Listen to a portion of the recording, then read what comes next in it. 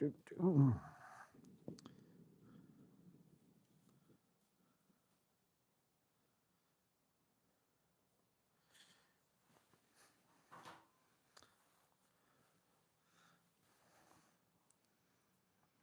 up, Fix It Jimbo?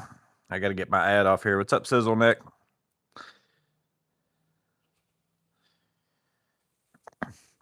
Got on here early for you, Clint.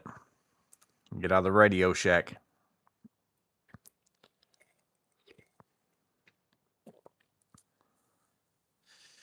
So, new mic on my phone. So I'm on my phone. You guys let me know if you can hear me.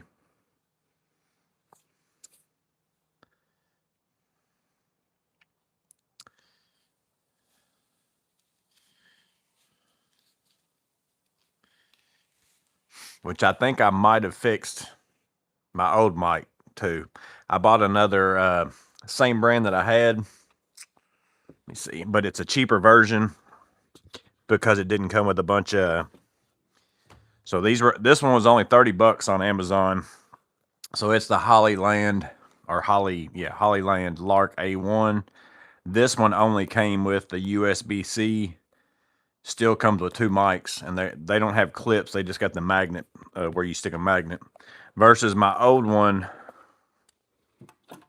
it still does come with a little charging base for the microphone thing, so you don't have to plug those in at least. My old one came with a charging case, which this has like a battery like built into it, like it would charge the mics whether you've got it plugged up or not.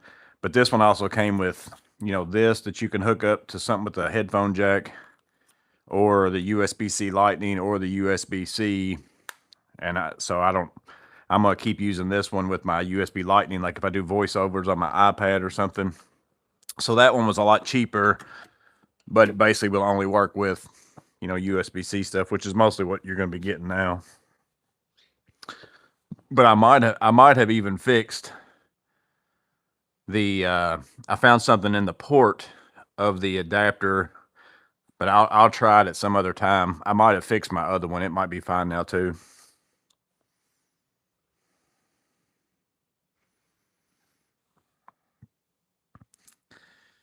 What's up, Roy Phipps?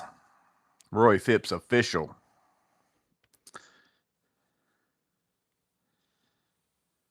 What's up, Terry Burton?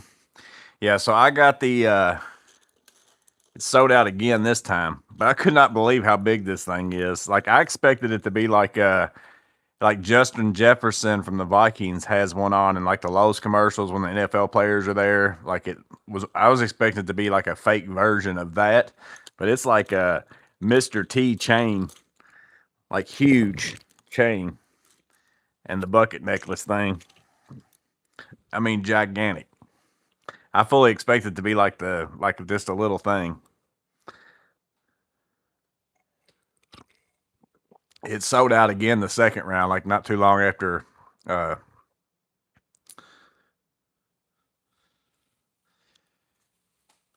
too long after, I got an email from a person, like a subscriber, and then I also got an email from Lowe saying that was back in stock or whatever.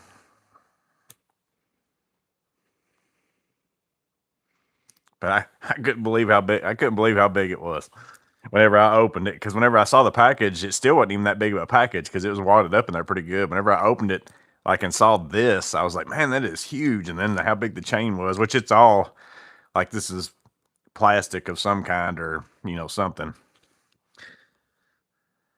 So.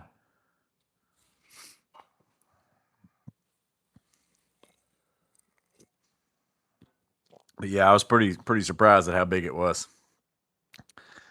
I don't even think it says any. I think it's even. I want to say the description even used the word small. I didn't really look into it, like look at dimensions or anything like that. But I want to say that it was in the description. What's up, Tom?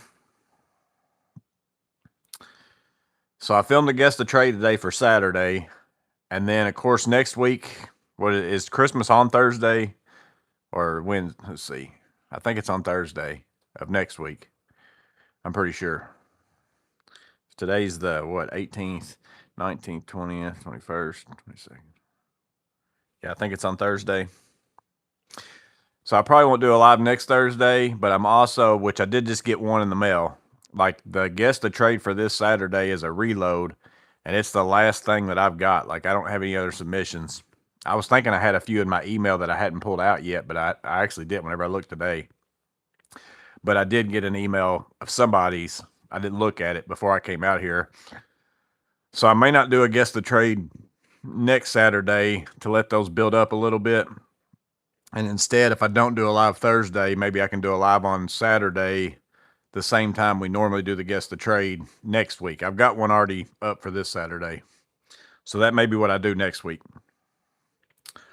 Klein make a clock with a big old chain. I could make one out of that one since it doesn't work.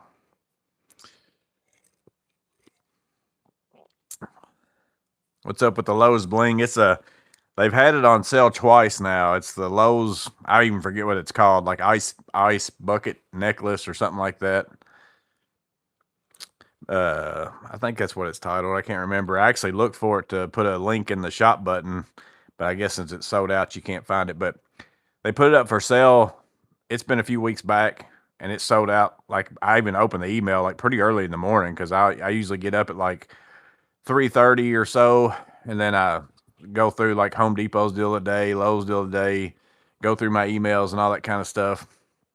And I had an email from Lowe's saying that this was something that was for sale, and I went to go look at it, and it was already sold out. So I don't know how many they had the first time. And then I got an email from somebody, and then also from Lowe's saying that it was back in stock. But by the time I ordered one, like within a few minutes, it was because I was going to make a post about it, but it was already sold out, so I didn't. But I in no way expected it to be like this big. Like I said, if you've seen the Lowe's commercials with the, Christian McCaffrey and, several different NFL players in it, Justin Jefferson, the one that he's in, he's wearing something kind of like this. And I expect it to kind of be like a fake version, of that kind of a thing. Why would anyone want that thing?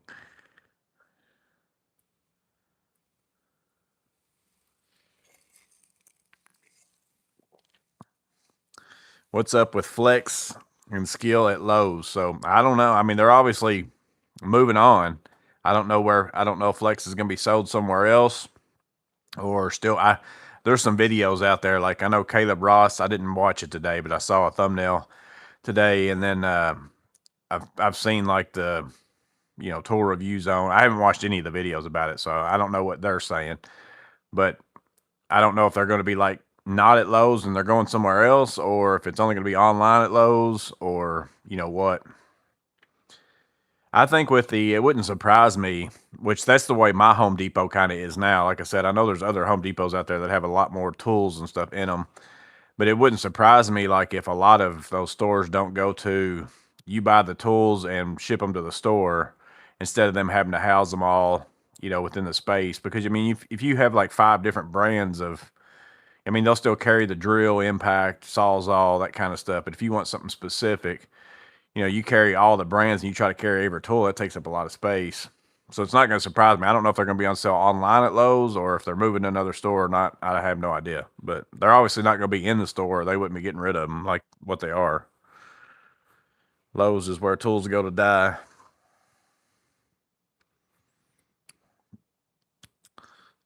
I have a tough built feeling about Flex. Yeah, next thing you know, Flex will be, I don't even know where they'd end up going, I can't imagine it's going to end up showing up in Home Depot or something like that. Maybe Menards will pick them up. Each brand pays rent to be on that shelf.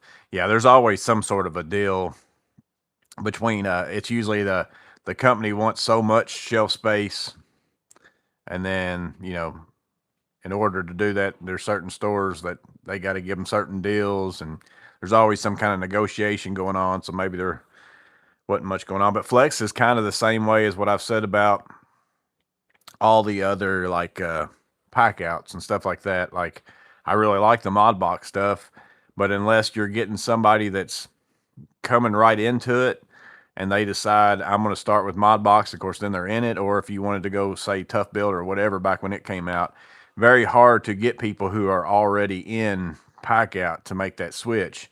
So you got to get them pretty early. It's kind of the same thing with Flex. It's like if I was already in DeWalt or I was already in, Milwaukee, it's that whole battery thing. It's like I've already got batteries for all those tools, so I'm not going to go buy. That's just like even right now, the price that the Flex tools are right now. Like at my store, I could have bought all kinds of stuff the other day for like nothing. They had frame and nailers for $140, but I don't have any of their batteries, and I can't get a battery adapter to go from Milwaukee to, Flex tools or whatever.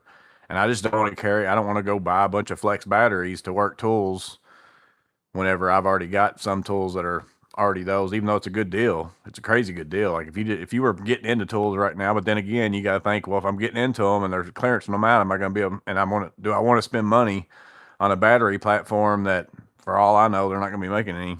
So I don't know. I don't know what's going to end. I don't know what the end game is. I don't know if any of y'all have watched those videos and see what other people are saying, what they're saying about it. I don't know. Makita, poof. I did hear, I don't remember,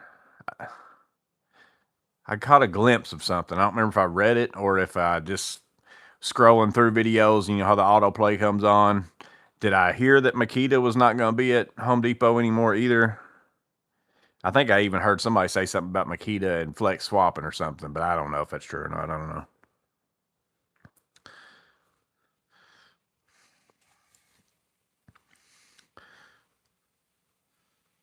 Not often you find a guy wearing an SPMC when you go into the store. Kind of nice to find other tool nuts. I still don't see a lot of Veto out in the field in my area. Like I've seen way more than I did whenever I first bought my first one, but I still don't see them that often. It's pretty rare, and it's mostly usually HVAC guys. There are a group of electricians that I work around that they've got them, but they've also been like around me, and I kind of showed them. Matter of fact, I think a couple of them I've sold them Veto bags. And the guy that works with me has Veto bags, but it's because I showed him Veto bags. But other than that, me just going to random job sites and seeing people have them, not usually.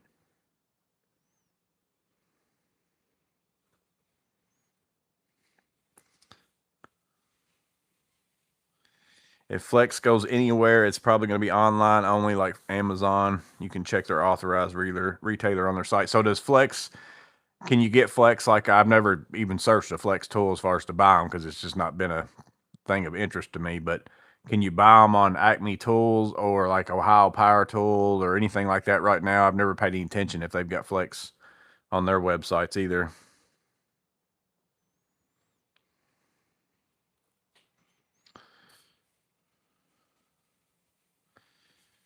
Matt said you might have, yeah, might have another submission. I think I saw it. I might not have read it, but yeah, where you told him to send in.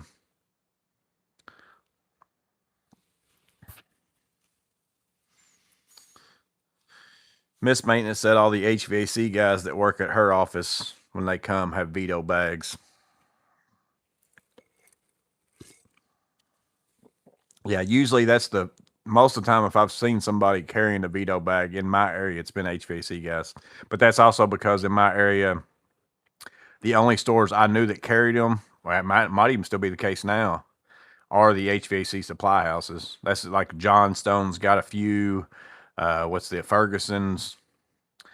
I think they've got some, but there's another store in my area that's a HVAC company. I can't remember what the name of that store is.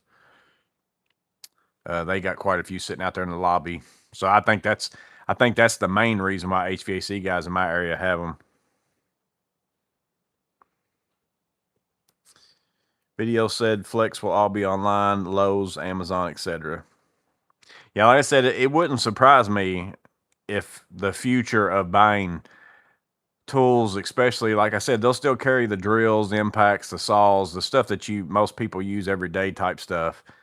But I wouldn't surprise me if you need like a bandsaw or even though some of us use that every day, but it's still not the same as the amount of times they sell a circular saw, impact, and drill and all that kind of stuff. You know, if you need a bandsaw or you need a, you know, crown stapler or a, you know, plumbing auger, all that kind of stuff, it wouldn't surprise me if it's not. You have to order it and ship it to your local store, to your house. You can pick which one you want to do that and then go pick it up. But that's kind of how my Home Depot is now. I just know that that's not the case with all of them. That's just like the DeWalt miter saw that I put a post about it being on sale for $4.99. I bought that for my buddy that I work with most of the time all year for a Christmas present, and no store has it. I still had to ship it to it's shipping to my house. So even a miter saw like that, it's pretty rare that my store even has that.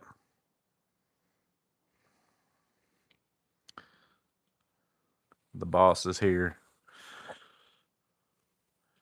Why aren't you in that well-heated garage?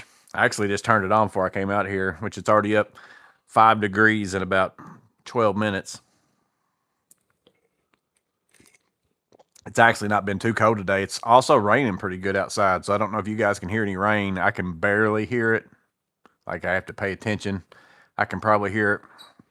Like, if it was raining like this before I did the roof over my roof, yeah, you wouldn't be able to hear. It'd be like I can't remember who said it, 2 armadillos making out in a garbage can or something like that, whatever it was.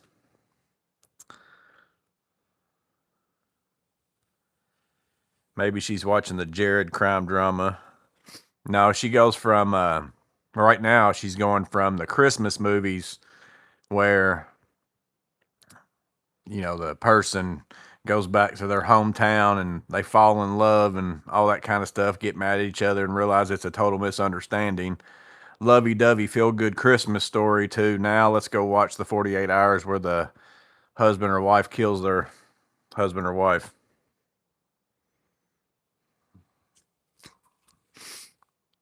Video said Flex is going for more trades and at the supply house is an ace. I think that they probably have better.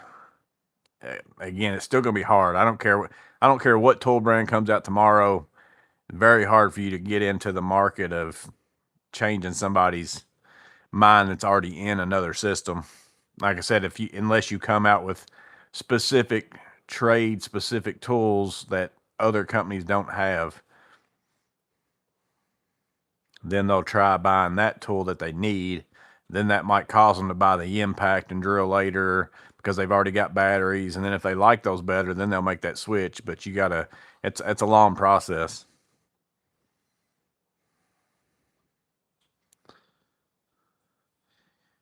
Tom's got to change out a fire alarm panel tomorrow. Power supply went out. Jerry rigged it with another power supply to run tonight. I did get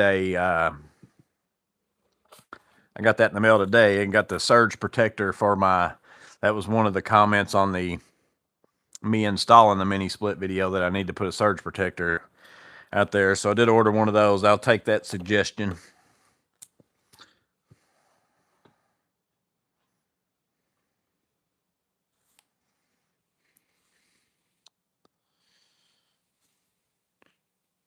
Did I see Someway's new logo today? I don't guess I was paying attention to it.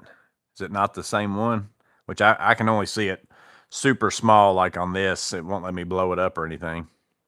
I saw the thing y'all passed around that was like a play sandwich kit or something or other, but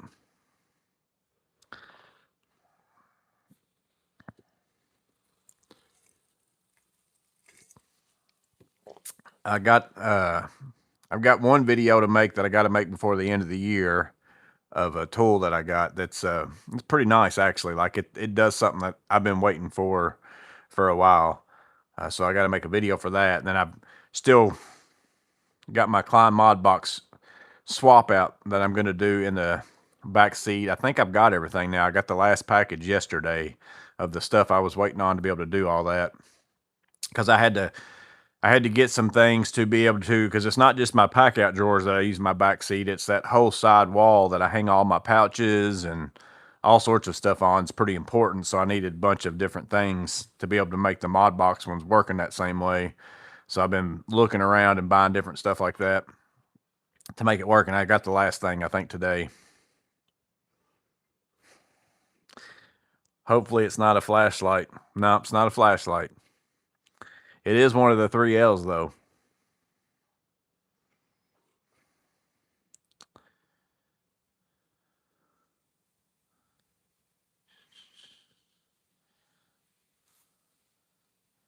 Greg Biffle and his family died today in a plane crash. Some way hasn't changed his logo. I was going to say I didn't think it looked any different, but like I said, it's like super small in the chat thing there, so that's all I can see. I didn't think it looked different.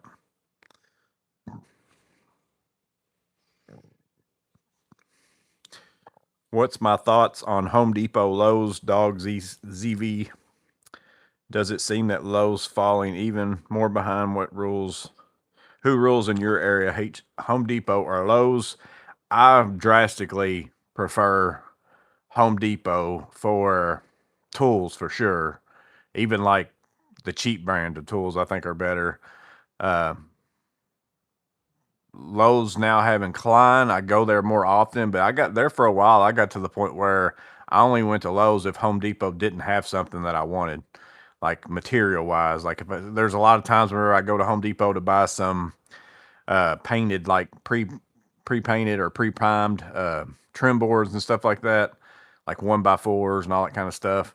And for whatever reason, Home Depot's always almost out of stock of those. So I'd always have to go to Lowe's, and Lowe's carries way more of that in different sizes. So every now and then I'd go there for that. Let's see, I definitely prefer Home Depot's drywall. I prefer the USG, like drywall mud, all that stuff, a lot better than all that CertainTeed stuff. But now pretty much I go to Lowe's, I go to the back aisle clearance, I go to the Klein aisle like area and the electrical tools area. And that's for the bulk of where I really go. Now I do sometimes go buy fasteners at Lowe's because they got like GRK, and my Home Depot doesn't carry those. Sometimes I get better deals on the deck screws and stuff at Lowe's than Home Depot. But I tell you, materials wise, Menards is pretty nice. I don't really buy a lot of their tool brands that they've got, but it's pretty nice for materials. But I'd say Lowe's is usually busier in my town than my Home Depot as far as just the parking lot and when you go in there. But I think most homeowners and that kind of stuff, I think they all go to the Lowe's in my town because it's been there longer. Like that Lowe's has been there a little bit longer than our Home Depot has been.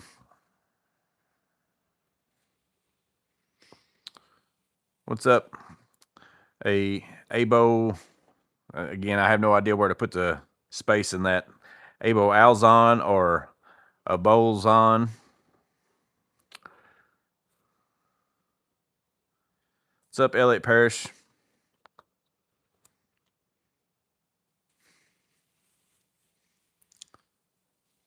Lowe's had Knipex, Fluke, etc., and still managed to mess it up.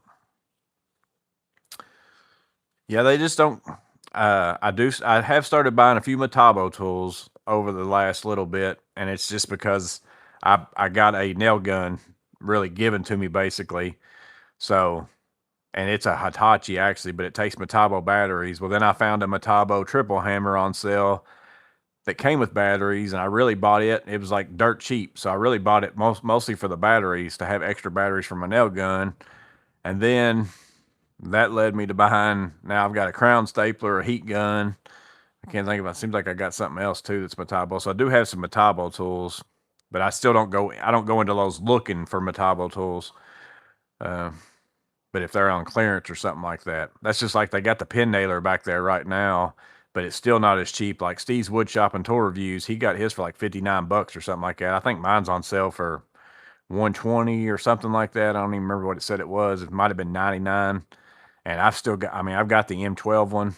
I doubt I would ever use the Metabo one, so I'm not going to buy that. But I do have some Metabo tools from Lowe's that Lowe's sells. I do have Klein tools, obviously.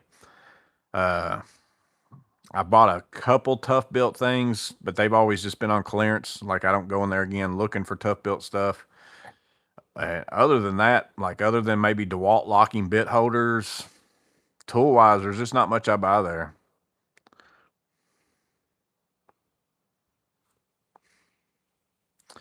Tom doesn't have a Home Depot. Lowe's isn't very good, and Menards is definitely better, but we have a good lumber yard and a good hardware place.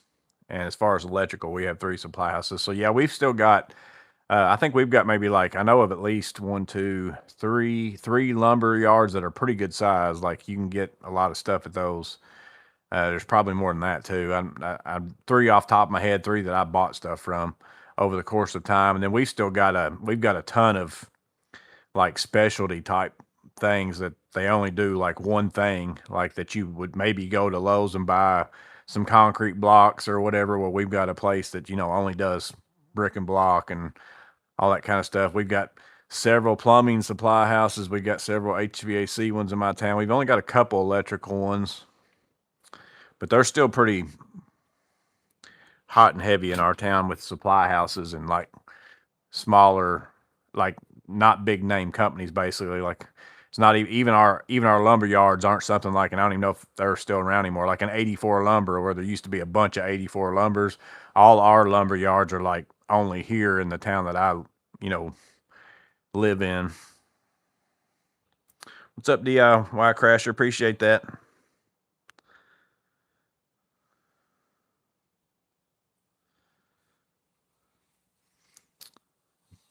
Never expect anybody to do that, but I appreciate it. Likes my tool reviews on tools I didn't even know I needed. That's the case most of the time. That's almost all the YouTube videos I watch. Like whenever I'm scrolling through and I see tools, I'm like, I wonder what that is. And I'm like, oh, now I need that.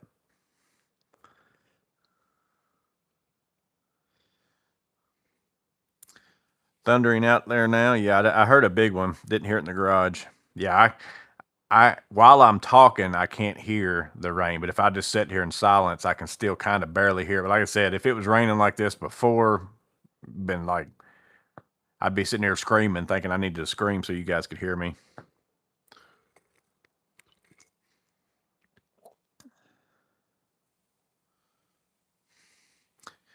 Elliot picked up an extra DeWalt folding table on clearance for $80. And Saturday morning, they're giving an extra $10 in cash in store. Yeah, I've been using my 2. Now, one of them doesn't fold out unless I tilt it forward. And then once you learn that, not a big deal. One of them, like used to, whenever I first bought them, I could like have them standing straight up and, push that button, push that, or pull that handle out, or pull it out, I guess. And they would fold right out. Now I got to kind of lean it towards the direction how it folds out, but it's not a big deal. But I like them. As far as the space they take up, they're really good. There's so many of them now. Like Klein's got their version. There's another one out there too besides. Who else has one? There's DeWalt's had one for a long time, and then Klein's got some that's just like Tough Built had some that was like it. Cheap as your love language. Oh yeah. It's like I buy a bunch of tools, but I guarantee you it's very few and far between where I spend full price on a tool. Like I'll look around for a while to find whatever deal. That's just like, I've got those Stability digital levels are crazy expensive. Like, but I bet I've got 2 of them and I paid less than what you would buy one for if you bought one brand new. I had to get 2 of them. And that's that 2 of them and a plate level that's not digital. Every now and then I go ahead and buy something, especially even now. I buy certain things now that I would wait a little bit longer on, but I buy them so I can make a video while they're new so that you guys can see them to make the decision on whether or not you want them or not. Because it's ultimately, I probably would only end up saving like, $5 on a hand tool or something like that if I waited around. But I go ahead and buy it now. I buy most of my Lowe's stuff online. Yeah, that's just like at DeWalt miter saw. I had to buy it and ship it, and it wouldn't even let me ship it to the store, which is what I wanted to do. I don't like shipping the stuff to my house if it's a big box like that, but it said I had limited stock. That's one thing I don't like about Home Depot. Like if they've got any, it says in the store, even though they don't have it there, because I actually went to the store, they didn't have it. they won't let you order it and ship it to the store. It says limited availability, check your store. So unless it says they don't have any, like they'll let you ship it to the store. If it says it has zero, like they don't have them. But if it acts like they've got them at all, they won't let you do the pickup in store option. Got my Veto pouches at Lowe's online. Yeah, Veto, Lowe's has started selling quite a few Veto bags online. Also, upholstery stuff you can get on Lowe's, which I've seen pictures of people with the upholstery stuff in the store. My Lowe's doesn't have them in the store. Matt likes the black right angle adapter at Lowe's. Home Depot, the yellow one breaks. I like the black one. Well, all I had was the old yellow one. I don't know if like Home Depot might have a new yellow one now. I don't know, but the black one's better than the original yellow one I used to have. 84 is still kicking. Carter too. Yeah, we used to have a Carter lumber, but now it's something else. Like they sold out to something else in my area.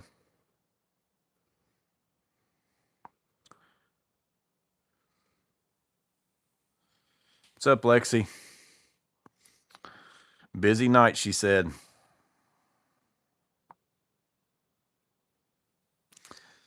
That's why I'm impossible to buy Christmas gifts for. I have everything. Have you not watched my top 5 gifts to get your handyman who has it all? Miss Maintenance. It's not impossible.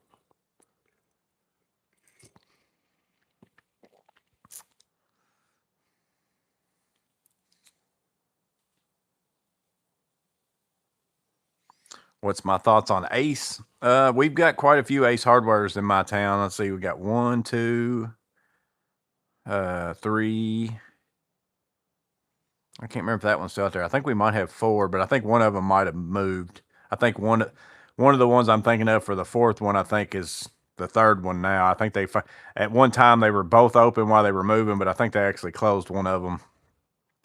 They're not bad, and every now and then you can get like a certain dollar off, like a coupon in the mail or in the email. That's a pretty good deal. Like you get, $15 off anything over $45 or something like that. I don't go in there very often though. They're typically a little bit more expensive than Home Depot. Same thing with supply houses. I mean, I don't go buy tools at supply houses because they're always way more expensive because they're wanting to sell to the companies who are just have accounts and they're doing commercial work and, it's all tax write-off stuff and all that kind of stuff. So I think they're typically a little bit more expensive than Home Depot and, Lowe's and all that kind of stuff. Or that's been the case that I see anyways. See if you can put a Lowe's mini bucket on your chain. You can keep your can inside of it. Yeah, make it like a koozie. Let's see how this is. See if this is a solid ring. No, let's see. That might be like a little snap ring. Yeah, I think you could open that up. It's basically like a almost like a ceiling fan link where you'd have to spread it apart. But I think if you spread it apart, it ain't going back together. I think it'll break.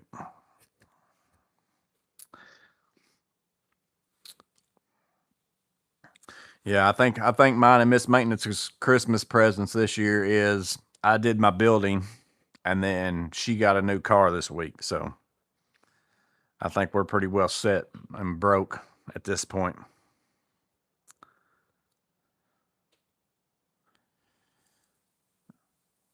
Amazon doesn't offer major tool discounts. Yeah, like Home Depot and those, and then that's just like the pro rewards and stuff at Home Depot. I like that better than the rewards at Lowe's. The Lowe's is hit and miss whether or not I get them. I don't know what the deal is with that. And then I just like the pro rewards better. Like I end up getting quite a few gift cards, which I guess I would at Lowe's too if I spent more money there. But the pro system just seems a lot easier to me. Like it's just hooked onto my cards. I don't have to do any other scanning. And something has happened at Lowe's where I've got 2 emails or something. So then it puts my rewards, even though it's supposed to, they were supposed to have gotten rid of the one email. It was like my just standard account. And then I switched to the pro and I gave them my work email and they were supposed to get rid of the other one, basically like make the work one absolve the other one, but they never did. So now I've got to log in with the one email to get my rewards points, and it's never what I go pay with. It's just a whole ordeal. Like, they've never been able to get it straightened out. I finally figured out how to get a few of them. Like, I did get a few rewards this year, but it's very, very small compared to what I get at Home Depot. Like, by the time the end of the Home Depot year comes around, I probably get, I'd say at least like $700 in gift cards a year from Home Depot just from buying my stuff there. Now, I will say on Lowe's, I did figure this out back when I was building the quadplex. Like, I did all the wire closet shelvings. That was part of my price. I mean, we oversaw the whole thing, but then we bid certain aspects of it and just subbed out some things. But I quoted my wire shelving with Lowe's. I priced it just getting online, looking how much stuff was. I'm going to need this many shelves, this many brackets, this many this. Priced it that way, but then I got in there just to save it. I didn't even know this was a thing they did. So I got in there and started putting all the items in there. I was just going to make myself a list so that I could go in there and order it. So I put it into a quote so it would be that way. And then, like, they took off a huge percentage because it was X amount of dollars. So, like, from that point on, anything I'm going to buy at Lowe's that's like a significant amount of money, I'm just like, I'm going to make a quote for it because they give you quite a good chunk off of it. So that's pretty nice. I don't know that Home Depot does that or not because I've never even messed with doing a quote at Home Depot. I probably need to try that. I don't do that stuff that much because typically I'm not buying like bulk stuff for the most part. I'm usually going in there and getting, 10 sheets of drywall or, 60 studs or something like that. It's not like I'm building a whole entire house or something like that. But in that case, it was quite a bit of shelving. I get nauseated if I pay retail for tools. That, or even just don't get like buying a Milwaukee. I have only bought one tool that I can remember where I had to go in there and buy it that day and pay regular price. Didn't get a free battery, nothing. And that was the high torque, the M18 high torque, because we were taking apart the Bed Bath and Beyond shelves, which are the ones that are, back here on the other side of my garage that I've got in here. I've saved some of them. I wish I'd saved more of them now, but they were bolted to the floor and some of them were bent and some of them were whatever. And my stubby wasn't taking, like, my stubby took out probably 85% of them, but every now and then one of them was in there pretty good and I just couldn't get them out. We had a very quick timeline of getting in and getting out. So there wasn't no, hey, we'll mess around with this. So I went over to Home Depot and bought that M18 high torque, full price, no free battery, no nothing. It made me sick because I could have got online even that same day and ordered the high torque, and I think got a free 8.0 amp battery and a rapid charger or something. But I couldn't do that because I needed it that day. I didn't even have time to get it shipped. And I was sick about that for a while. Your new spaceship is fast, I'm sure. Does he already have all the sizes of the Knipex XS Cobras, the new ones? 10 and 7. Oh, yeah, the ES ones.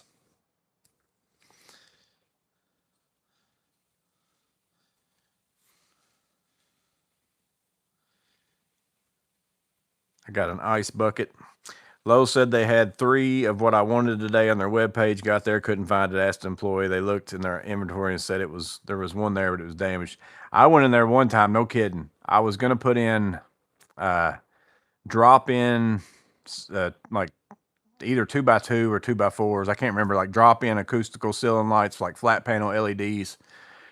I got online. It said they had 76 of them at the store. So I go down to the light aisle. Where they're at, I look on the shelf. Right there's the spot for them. There's the tag, not a single one. I look up the top. I'm like, well, I'll have to find somebody come get me some of these down. I look up top. I can't find a single one. So I go find somebody. I'm like, says y'all got 76 of these lights here. I said, I can't find a single one of them. So they go looking around for a while. They couldn't find a single one of them. I'm like, that's pretty crazy. Now, I've went in there before and it says you have 3 of something, 4 of something. I get it. Something's somewhere. It's a whole lot harder to find something that's 3 or 4 that's up on some random shelf somewhere. But I was like 73 of them, 2x4 lights. Like, that's pretty good size. It's like, how's that hiding somewhere where y'all don't know where that is? But that happens to me a lot at Lowe's. It still happens at Home Depot too. But I couldn't believe the day I went in there to get the rolling drawer pack out. It said that my Lowe's had one, and I went around looking like crazy up at the top, and then never did find it. And that guy just so happened to stop and ask me what I was looking for, and I showed him the barcode and the SKU number, and I said, it says y'all got one of these, or actually I think it said limited availability. I said, I don't know if y'all have got one of these or not. I said, usually if it says this, you might have one here in the store or whatever. And he scanned it and he said, it does say we've got one. And then he said, it acts like it's over in flooring or something like that. So we went over, and sure enough, we ended up finding it in a pallet up on the top, and they got it down for me. But normally, most of the time, people, whenever they scan it, if you're not sitting there staring at it, like while they're looking at it, if they know you can't see it, they'll be like, no, we don't have one here, just because they don't want to go looking for it. But that guy at Home Depot that day was really nice.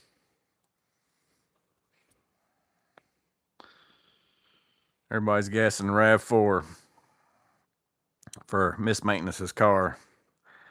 Echo, no Corolla hatchback, didn't offer enough trunk space. I ask at supply houses for a discount. They usually give me one for tools. And see, I haven't got to the point of, because I don't go to supply houses that often. Like I just went to Rexall. I go to Rexall to get certain things that are electrical because Home Depot and Lowe's don't carry them. And then also, like I changed out 16 2x4 flat panel LEDs with the Sylvania ones the other day. And I knew Home Depot and Lowe's, if they had them, it'd be hard for me to get them and find them. And they're actually cheaper. Those are cheaper. There's certain things that are cheaper at the supply house than they are at Home Depot and Lowe's. And there's certain things like even like conduit. You think conduit would be way more expensive at Home Depot or Lowe's because they shouldn't be selling nowhere near the quantity that a supply house does. But it's actually cheaper at my Home Depot than it is at the electrical supply houses. But they had them there, so I went and bought them there. But I have never set up an account. Like I had accounts there at the place I work for, and that's how they know me because I went in and I still go in and out of there and buy stuff. I just pay with my card. But I don't have an account, so every time you call to get a price, they're like, well, you got an account with us? Because I know they do give kind of discounts. Ooh, I just had a flicker. Hopefully my internet didn't go out. But so if the power goes out, we may lose internet. We'll see. But I don't know how much of it did. Like used to, it was a pretty big deal, but I don't think they do as much discounting as what they used to. Like used to, if you were a company that bought a bunch there, you got quite a good deal. Tundra, Tacoma. Matt said, I'd love a Maverick. Sedona. Oh, see, I just saw the light flicker on the delay. It's coming down even a lot harder now because I can kind of hear it now. So if y'all still can't hear it, I'm still good.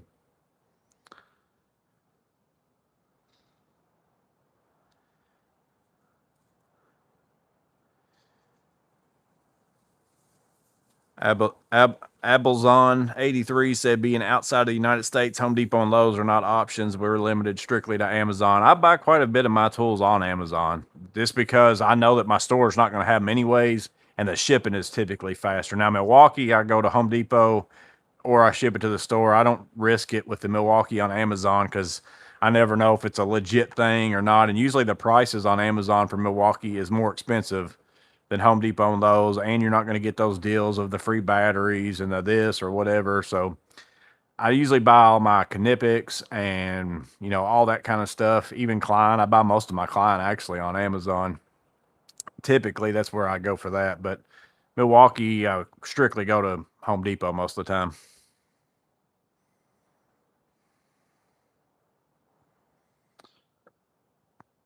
Sully said his Suzuki Samurai will do 65. Oh, Miss Maintenance couldn't handle that.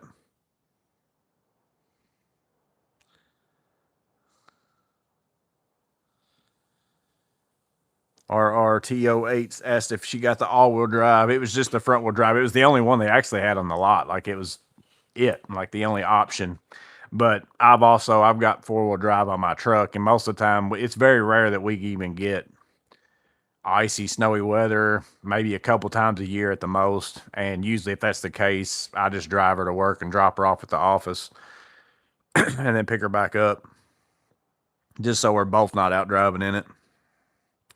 I need a cigarette after paying full price for tools.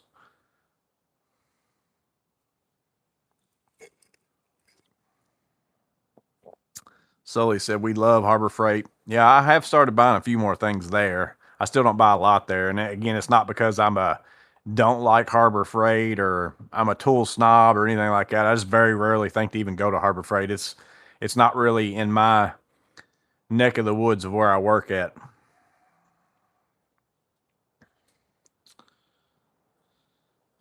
Flickered in the house too. Yeah, I didn't my Wi-Fi little thing over there is not like changing color, so I'm assuming it stayed okay.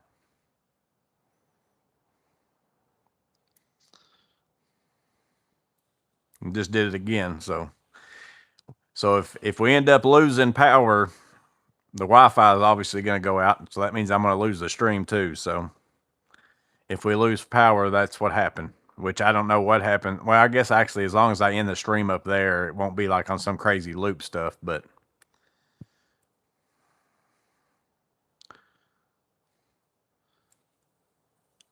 I spend so much money at the Home Depot, I park in the pro parking spots. Yeah, that makes no sense to me why they even have those. They don't police them for one thing, so it's like, how would you even know? It's not like you get a sticker, or maybe you do, and I just never did ask for one. I don't know. That's home. Lowe's has them too. Lowe's has the pro parking as well. But it's like if that's an empty spot up there, I don't care if I was one of those or not. I'm gonna park in it. I tell you, the people that drive me crazy at Home Depot though, is because like Lowe's doesn't have that option, but also Lowe's and Home Depot, you can kind of come in and out and check, or Lowe's, you can come in and out and check out either side. I like that about Lowe's. Menards, I hate their whole checkout process. Is a little bit weird in my opinion. You go in one side, you check out the other. So no matter what, whenever you park somewhere, you either got to park based on it's a short walk for me to go in, or in a long walk when I come out, or you got to go park in the out, which you can go in the out. They don't say anything to you. But then also, if I'm only buying something, like if I only want a little bit of something, I got to go all the way out to the yard, to get it one sheet of plywood or something. First, I've got to go to the desk. Well, actually, I guess you can walk out there and get a sheet and put it in the cart if you really wanted to. But then you got to go all the way out there and come all the way up and check out and whatever. Or if you want to pick it up so that you don't have to go all the way out there, say you want to go get in your truck, drive around there and pick it up and then leave, you got to go back there to the back desk, tell them you need a sheet of 5/8 sheathing, whatever. They'll give you a ticket. Then you got to go up front and pay for it, get in your truck, drive around, get it, and then leave. So there's certain, if you're going to buy a bunch of plywood or a bunch of sheathing or a bunch of drywall, it's nice because you just go load it in your truck instead of putting it on a cart, checking out, loading it in your truck. That's 2 times you're loading it type thing. But it's still a little bit, it's got its plus and minuses. But the thing at Home Depot is the same as Menards. You're supposed to go in one side. That's where the return desk is. Then you check out the other. But they got the pull up under the canopy, and people pull up in under there, even if they're getting something not that they don't even need to be pulled up in under there for, and just park there in the middle of it. And then you'll come out with a cart full of drywall, and you're having to maneuver around cars that are just parked there. It's a little bit silly. The people that do that make me mad. Or the people that just pull up in there and then like they're in the store for an hour and leave their car sitting out there. Great spot for the PB Swiss. Yeah, they barely fit in there. They almost really didn't fit in there. I had to kind of wedge them in there pretty good. Y'all can see my lights flickering and the on air sign go off, but my Wi-Fi still looks like it's up, so it's never went out enough to do that.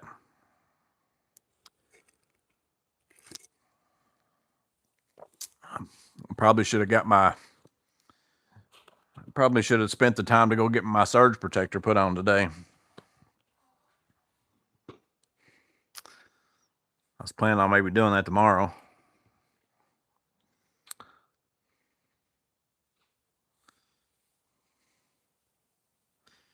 Let's see.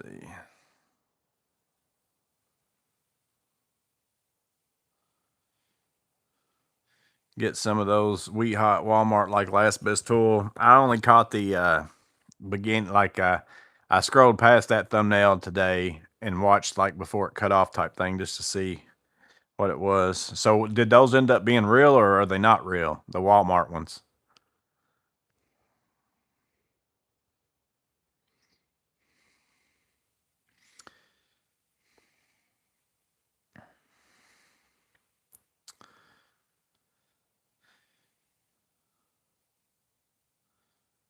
Have you been seeing a lot of battery backup installs like Evenflow or like that kind of power backups?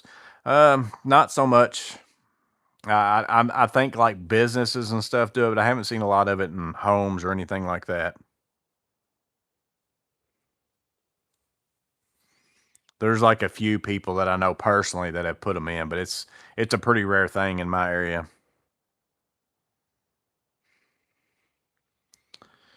Lowe's around here has pro parking and trailer parking. Yeah, mine has trailer parking. There's always people pulled in the trailer parking too that don't have a trailer and they've pulled their truck in the middle of that. I'm like, come on, man.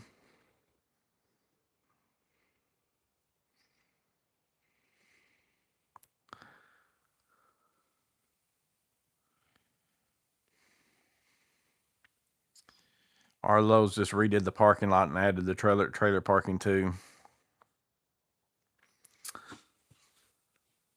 Wi-Fi needs a backup. Well, and I'd have to put it on this and like this is I've got a mesh system. So basically I got my main router in the house, but I'm not doing like Wi-Fi from there to here. I went ahead and hardwired it from my main one to here. So I'd have to put one on this and on the one in the house.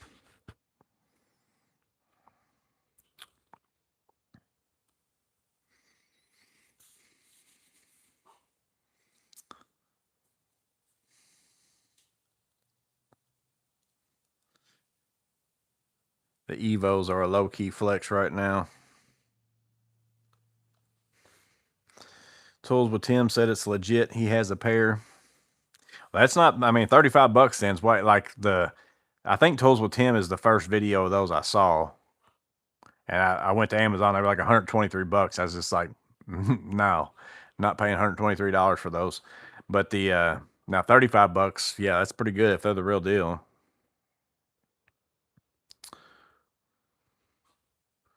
But a lower grade's what you heard.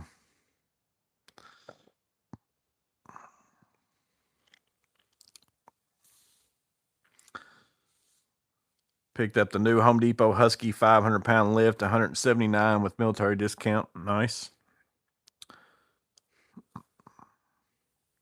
So Steve's got the Weehaw ones too. Bought them 2 months ago. Took 2 to 3 weeks, but they are real, he said. The Weehaw 8-in-1. Yeah, 35 bucks is, I mean, especially like, I don't care to wait 2 to 3 weeks because, I mean, I don't need them. But I don't have an insulated pair of, I always said that if I was waiting to get either the electrical installation pliers or the forged wire strippers and I'd rather get the electrical installation pliers in the insulated handles because I normally carry a pair of needle nose insulated pliers for if I got to discharge capacitors or something. Not that you have to have insulated, but it's just a safer thing to have. That's what I use. I stick the, needle nose in there and touch the different things on the capacitor, but I could take out a pair of needle nose out of my bag completely if I had like a pair of the electrical installation pliers with a insulated grip. But at the time, I think they might even have them in the US gauges now on the electrical installation pliers, the Kinetics version. I could be wrong about that. I know that I was thinking they had them in one or the other, the forged wire strippers of those. At the time, they didn't have any of them in the insulated versions.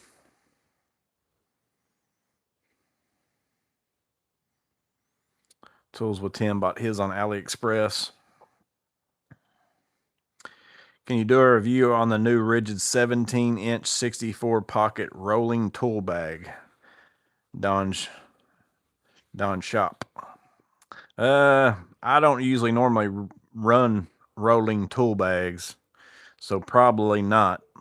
But if I found a crazy good deal on one, maybe. But it's very rare that I even use my rolling toolboxes, like my pack out type stuff.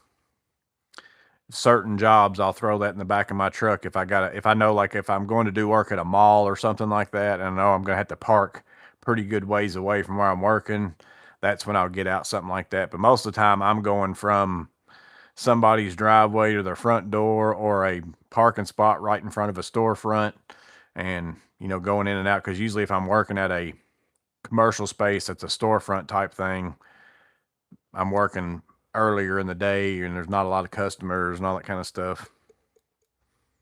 Like, most of the time, there's a gym that I go do work for, and I have to, anytime I go do work from them, I have to ask them what's their schedule for because they only do classes. They don't have, like, it's not like a 24/7 gym where you just go in there and work out on equipment. It's kind of like a treadmill and, those kind of classes and stuff like that.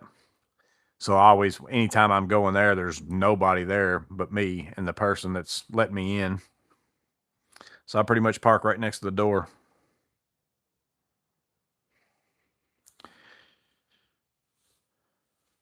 UPS on all the Wi-Fi devices not only keep it going, but help with power surges and lightning strikes.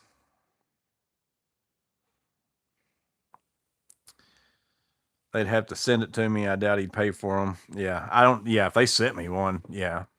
There's not tool bags wise, and it's even Klein. Like, they've not sent me. I don't think they've ever sent me a tool bag. They've sent me tools, which I never. They just send me stuff. I'm sure I could ask them, like, Klein, and they'd send me whatever. I don't usually ask them, say, hey, will you send me this or anything like that. It just shows up, like, type thing. I do have another sewer camera coming in the mail. Like, I've done a review for the Viva one. And this one's a different company. They're sending one out.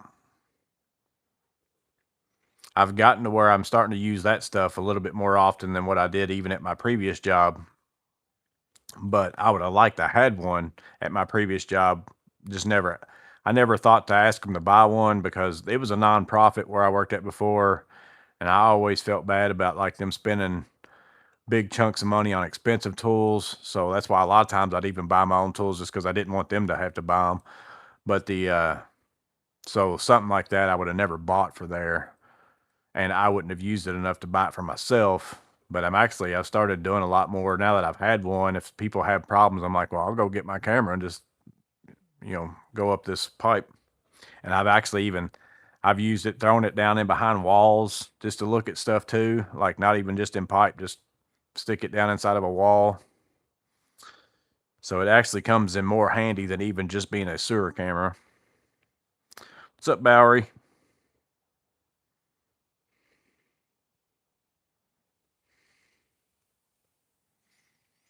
When does Home Depot put out the Christmas special Diablo saw blades on clearance? Is it the second week of January? Yeah, it's usually whenever there's a certain window and you have to hit it. Like, you've got to be out there whenever they mark it down, because people buy them like crazy. Usually the circular saw blades, there's usually plenty of those left over. It's the spade bits and, like, the sanding disc. Like, those are usually always sold out at mine. Let's see, Sawzall blades, like oscillating tool blades. Oscillating tool blades sometimes don't sell out though, because they're expensive. Like, typical people don't go in there and just buy bunches of those, because even a small pack of those are still expensive. And normally they don't clearance those as much. This month, purchased the Weehaw needle nose pliers and the 225 millimeter combination pliers. Looking forward to trying them out. I still haven't bought very much in the Weehaw stuff. Very few. Wow, Lowe's Mr. T starter kit. Yep. Way bigger than I expected it to be. I knew it was going to be stupid either way, but it's still way stupider than I thought it was going to be because it's so big. Well, la-di-da, free tools. I can't tell you how much stuff I turned down just because I don't have the time to make a video for it if I wanted to. And if it's not something like, I will use a sewer camera. I won't use one as much as a drain company that's going to use a sewer camera, but I still do use one. So I don't mind getting one of those and using it and then seeing what I think about it. and then telling you guys what I think about it. Because there's some of you who would use one more often, and maybe you're between this one and another one, and maybe whatever I tell you would be helpful. And then even if I don't cover it, you can always ask me questions about it, and then I can answer you about it. But there's all sorts of stuff I would never use. I'm not going to get because I'm not the person who needs to review it for you because I'm never going to use it. And there's stuff that I could use, but it's something I wouldn't buy for myself. Like I wouldn't buy this because it's not in the tier of the tools that I would buy. And it's not something that's like, every now and then there is something that's a cheap option out there, but there's not really a better option of it. Then yeah, but if there's a better option for it, I typically go that route.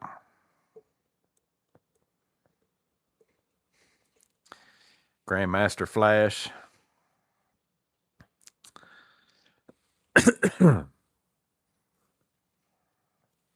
Get the robot litter box. Yeah, stuff like that. Robot litter boxes. I get emails about robot litter boxes. I've had stuff about, people sent me stuff for sex toys, yoga pants, all kinds of stuff. And every email starts out exactly the same. It's like, we've been watching your videos for a long time, and we think that you are a perfect fit for this, whatever it is. And it is always stuff that's like, has nothing to do with tools, has nothing to do with maintenance work. It's just random stuff.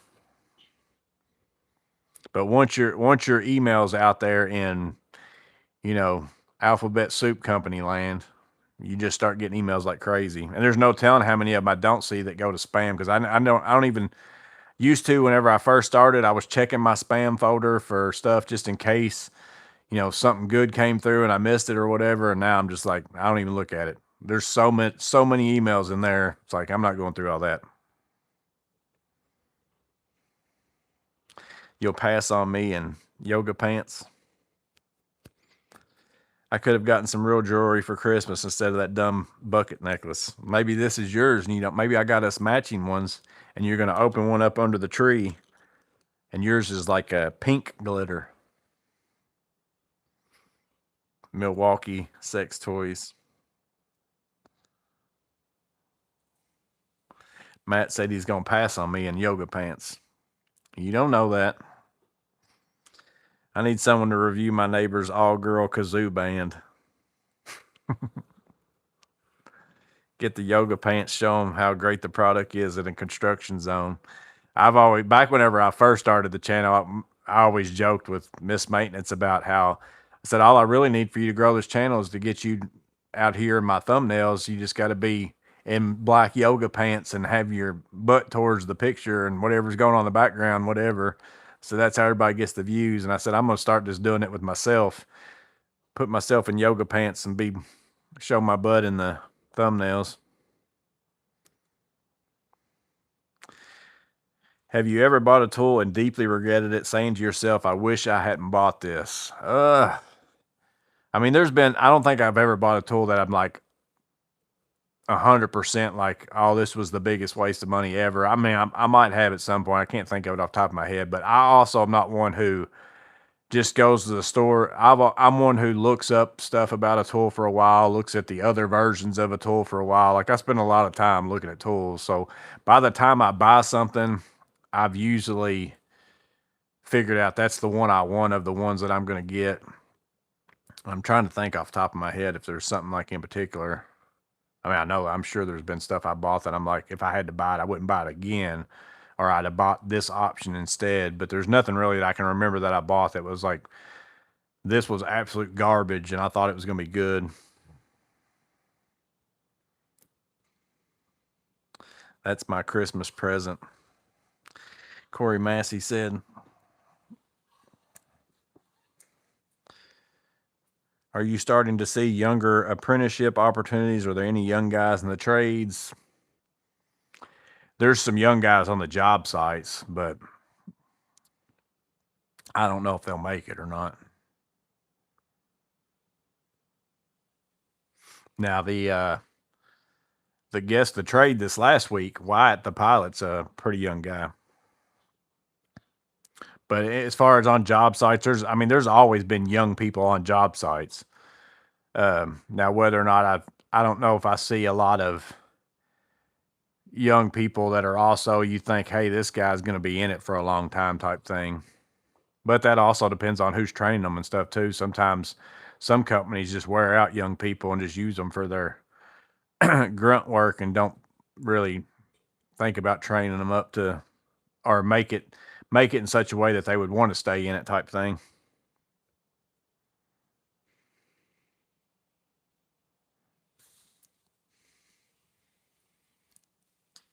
No peach photos. What about Kevlar yoga pants? Locking crescent wrench, Tyrone said. Is that your disappointment tool, Tyrone, the locking crescent wrench?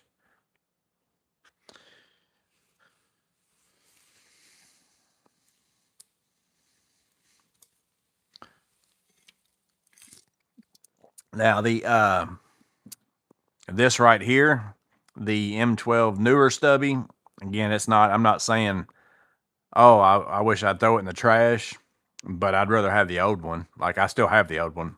But if somebody said, right now, I'll give you this new one, even though it is more powerful and all that kind of stuff, I'd still rather have the old one just because I don't like this switching mechanism.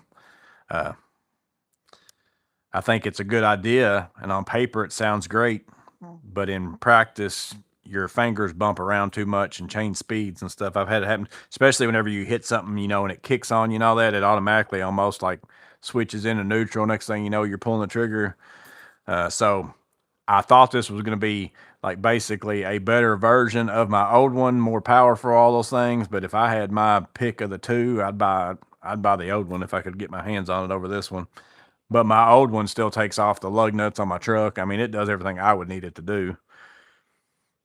Now, if you're somebody who the old one didn't do 75% of the work that you do, and this one now would because it's more powerful, then you'd be like, well, that's a trade-off for me. I'll take the few times it goes into neutral on me or whatever because the other one wouldn't do it. But since that one actually did do everything for me, that one's a little bit of a disappointment.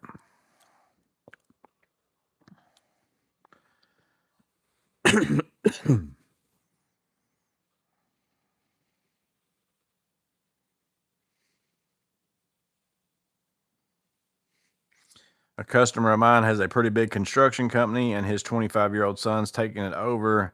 They may have a big company, but they are both out with the guys, slinging hammers. New isn't always better. Yeah, sometimes the new model's not. Now the new the new M12 circular saw I like better. The oscillating tool has grown on me. Like back whenever I did my top 12 or my top 10 M12 tools, the old oscillating tool, I actually preferred it over the new one. Like for a long time, and I still, depends on what I'm doing. If I'm doing something where I don't want it like being super aggressive, I still like the old one better, but I don't keep the old one in my truck anymore because it's very rare that I need that. It's actually, I leave it in here. And I also have since bought the DeWalt one with the trigger, and I keep that one in my truck. So that kind of took the place of my old M12, but the new M12 version has grown on me to the point where I would buy that one over the old one today. Like at the time whenever I made that video, that wasn't the case. So it's grown on me. The new M18 Surge, in my opinion, is drastically better than the old one now that I've had it for about a month or however long now.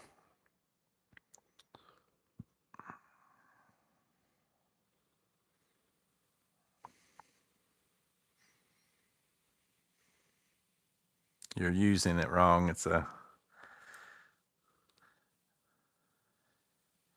Let's hope that isn't true about your new car, Amanda. The poor fit misses you. Is there anything that will get youngins into the trades?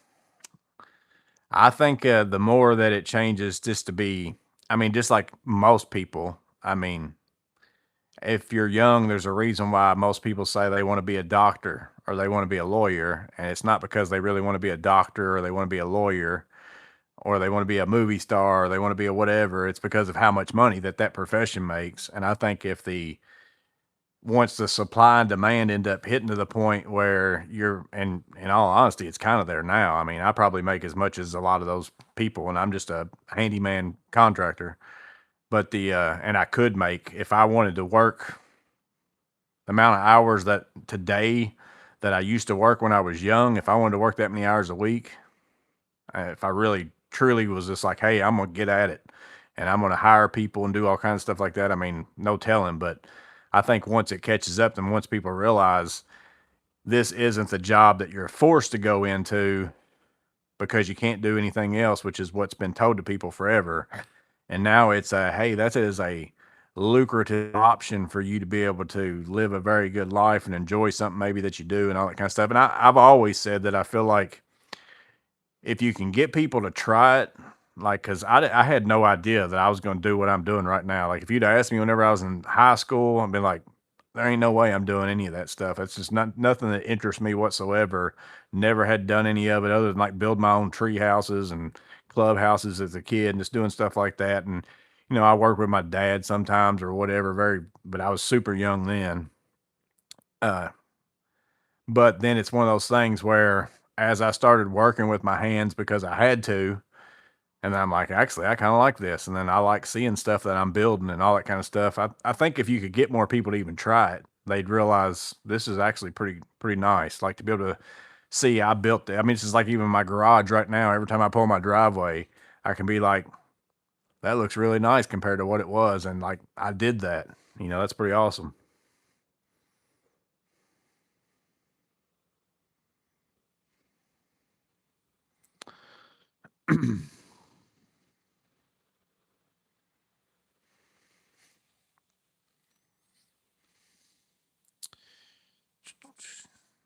Money. They will be the best paying job soon. Yeah, you got the Stanley answer. The Stanley on the office money. What's going to get him in trades? Money. Money.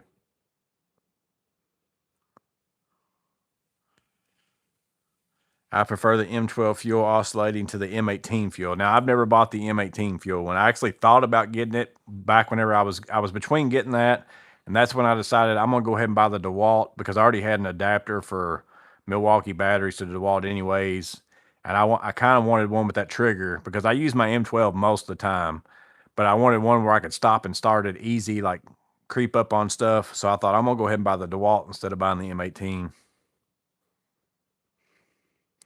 You prefer the new DeWalt Surge to the Milwaukee one.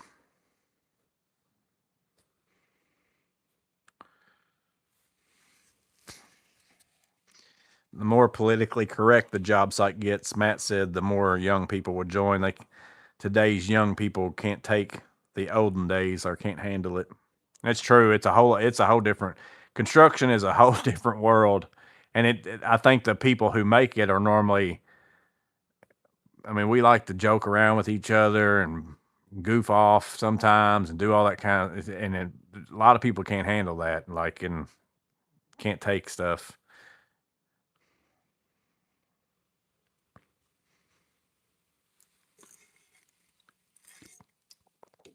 And that's why usually the ones who make it are the ones who are already kind of that way to start with. Make it fun, be respectful, understanding. Most youngins are not motivated. I teach them and hope they want to do the work. Most of the time, they want to get to work. Max said, I think electricians and HVAC guys will be making more than doctors once all these AI data centers come online. Yeah, it's like I said, not in every area it's going to be different. So it doesn't do any good for me to say, oh, this is how much I make. That's why I don't do really a lot of that kind of stuff. Like, that's why even like on my Watch Me Works, I don't say how much I charge. And for one, I charge different customers differently on different jobs just because there's different aspects to all of it. Going into a commercial space and going into somebody's home is different. And then also I kind of base mine off of even the situation that person's living in and all kinds of things. So I have a set price, but I adjust it. So I don't tell people what I charge people, but like right now, there's very few people I know that have went to school and got degrees and do all those stuff that I don't know personally that if I wanted to, I probably couldn't make more money then. And like I said, not, for all I know, I might make more than I know now. But I'm at the stage in my life where I don't want to work 60 hours a week anymore or 80 hours a week or whatever. So I'm not like gung ho on making that kind of money because I'm fine with what I make. But you definitely for sure could. And I think the big difference in making money is for whether or not you work for yourself.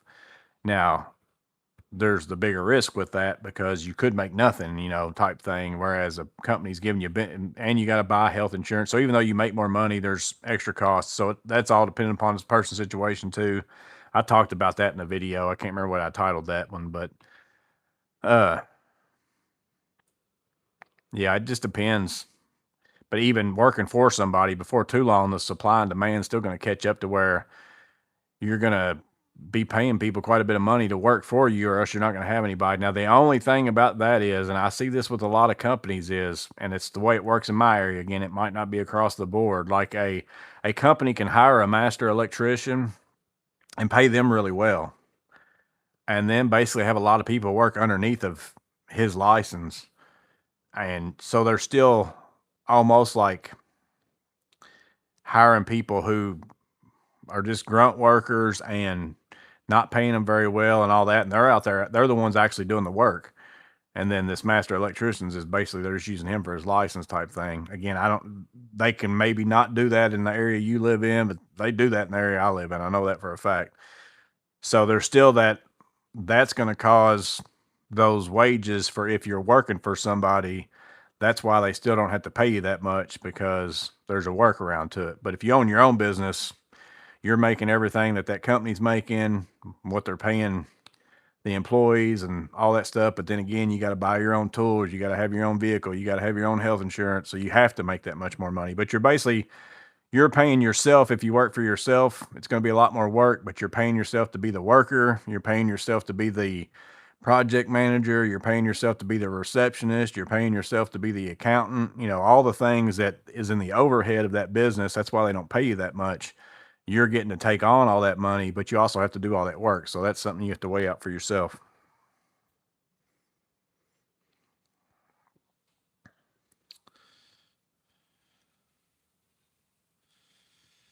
I don't like being the most experienced in the room. I don't know if I've ever known what that feels like to not be. Nah, I'm just kidding. To be the smartest man in the room. I always wonder what it feels like to not be the smartest man in the room.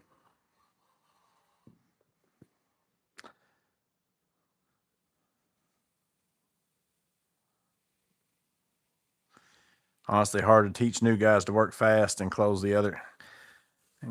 the other guys working. Fluid movement's hard to teach.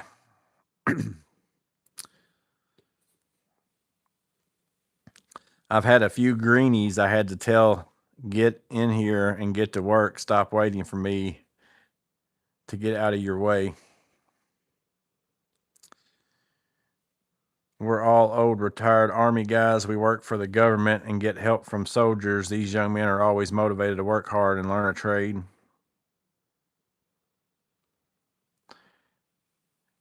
I think that's also a difference in what I've seen. And again, if I ever say this, I'm not saying all young people or all old people. There's old people I work around that are lazy as all get out, and there's young people that are go getters. So, but I have noticed that like it does seem like younger people do wait for you. They're basically waiting around for you to tell them what to do. And I kind of get it because they're afraid they're going to mess up or do whatever. But then that's never been like my mindset has been like, I want to learn, like, I want to know what you're doing and I'm going to do this. Like, I might watch you one time or whatever, but it's like, I'm one of those that learns by doing something more so than somebody telling me something. So, like, I want to skip the whole you telling me something. I just want to do it. And I don't know if that's the mindset of most people that I run into today. Most people, it's just basically because I've even noticed that for the people who've worked for me over the course of time or whatever, it's almost as if in their mind, if you try to teach them something and you try to get them to want to do that, it's like they're always like, well, why do I need to know how to do that? You're here, and if I have a problem later, I'll just come get you, you know. But I'm not going to be here forever, or something could happen to me tomorrow. It's like you got to know how to do it. But I don't think that's the thought process of a lot of people. And again, anytime I say something like that, I don't mean it's across the board. Like if you're in here and you're in your 20s and you're a loser and you don't work hard, it's never across the board. It's just the percentages thing. Like there's plenty of people that are older than me that are lazy.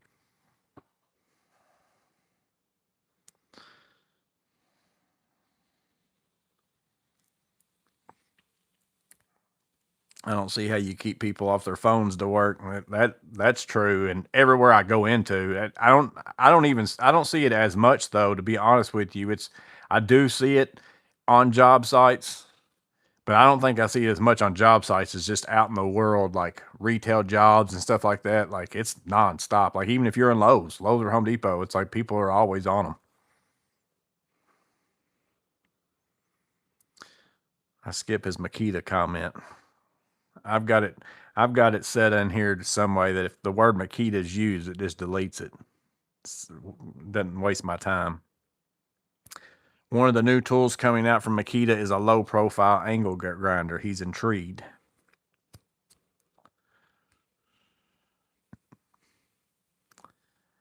Health insurance too expensive with kids. Yeah, I wouldn't be able to. One of the big things about me going out on my own is because we get insurance through missed maintenance's work. Like if you had to pay for it, like if I was the only one who worked in my house, again, I could probably afford it. I'd just be definitely working more hours and stuff. But it's a huge expense. Like you have to factor that in. Like if you're working for somebody, you're probably not going to make anywhere close to the same amount per hour that I end up making. But again, I'm also paying for my, health insurance if I was. I'm also my accountant. I'm also paying for my truck. I'm paying for my gas. I'm paying for, everything. So it's like that's why I make more per hour than probably you will working for somebody else. Because somebody else could say, "Oh, I make, $20 an hour here," and you're saying you make, 70 or whatever it is. It's like, yeah, but that everything your company charges 70 or $80 an hour for you, but they give you 20 of it because they're also having to pay for a receptionist and your truck and your, this and that. You're basically just able to take all that money as an employed person or a self-employed person. But again, you still have to do all that extra work. Like I've got to do my own books. I've got to do my taxes. I've got to do my, keep up with all my receipts and all that kind of stuff, where sometimes as an employee, you're able to just pass that on to somebody else and they do that part of the job for you. So essentially you're saying, instead of you paying all them people, I want all that money for myself, but then you also have to take on that responsibility. Hopefully they're Googling how to do a better job or dress better. I don't work in trades, but every time I open my mouth at work, I hear the term bully. I say, we work with the best people on earth. We're lucky. I work with the most awesome dude I've ever worked with in my life. Every day.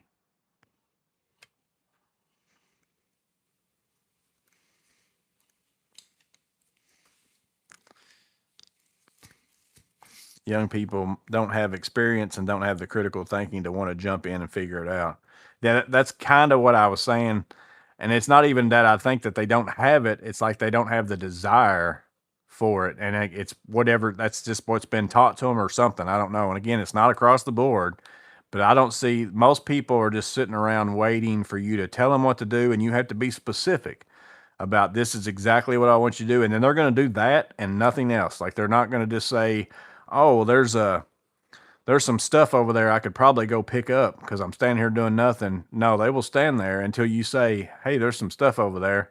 Why don't you go pick that up?" Then they'll go do it, and again, they're doing what they're told and all that kind of stuff. It's like, it's not an issue of that. It's just there's a point where you shouldn't have to tell somebody certain things after they've been working for so long. It's like, it's called initiative. You just say, "Hey, here's something that needs to be done. I'm going to go do it."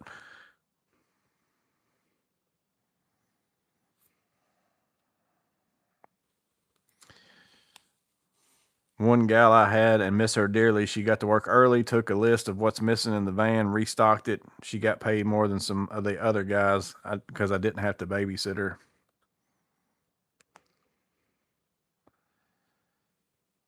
Milwaukee has a low profile angle grinder. Tom said, I haven't had health insurance for 24 years. I've been self-employed that long, but I also don't go to the doctor for every little thing. I'm the whole joke with me is it's like, unless my arm is cut off, you won't see me at the doctor's office. Like if I'm sick, I don't go to the doctor. I don't go to the doctor unless it's like I might die is the only way you'll get me. So that's what always drove me crazy. Cause there for a couple years, I think for 2 years, I worked for a commercial construction company, and it was actually a little bit cheaper for me too. Cause at the time I could have got on her insurance plan at her work, but it was actually going to cost us more to move up to that plan than it was for me to go out and get my own.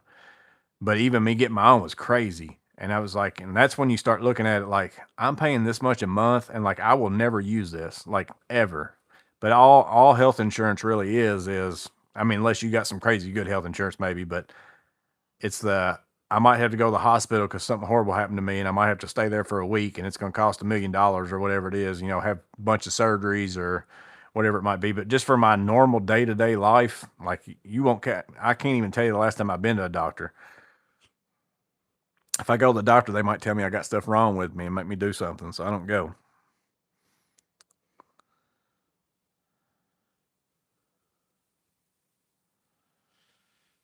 What's this health insurance you speak of?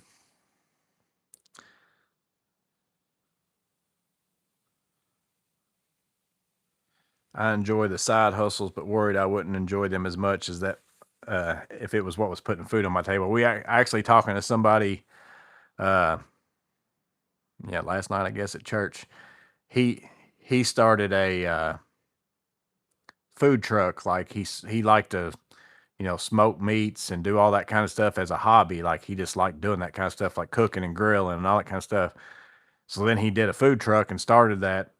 But then he said, once you turn your hobby that you love into a business, it's no longer, fun anymore type of thing. So there's some truth to that, Mac. Stop sucking up, Mr. Massey's gone, LOL. Miss Maintenance was thinking I was talking about Mr. Massey as being the greatest guy I work around every day. I was talking about myself. I wasn't even talking about him. Some way works with that same great team, me, myself, and I.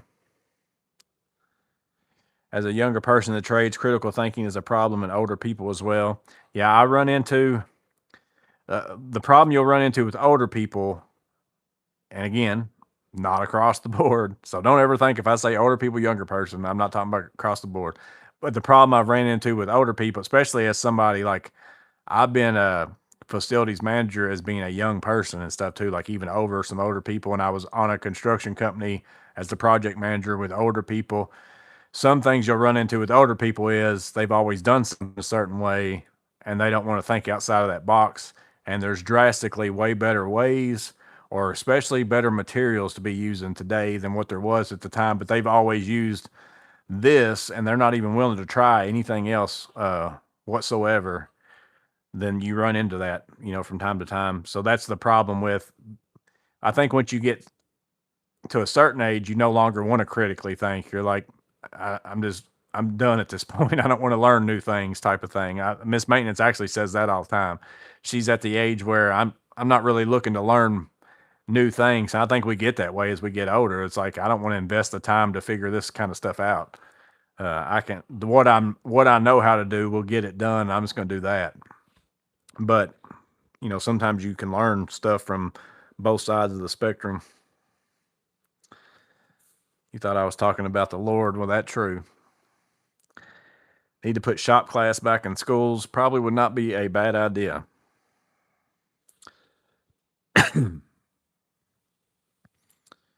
I found older people love working hard, but not working smart. Hard to teach old people efficiency.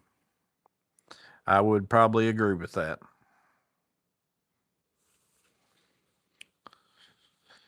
Mac, being self-employed sure takes a special person. There's times I'm feeling very relaxed about work because work is there, and then there's times of full stress of worried of will I have more work. Yeah, it comes in. I wouldn't have been able to do this, I don't think, whenever I was younger.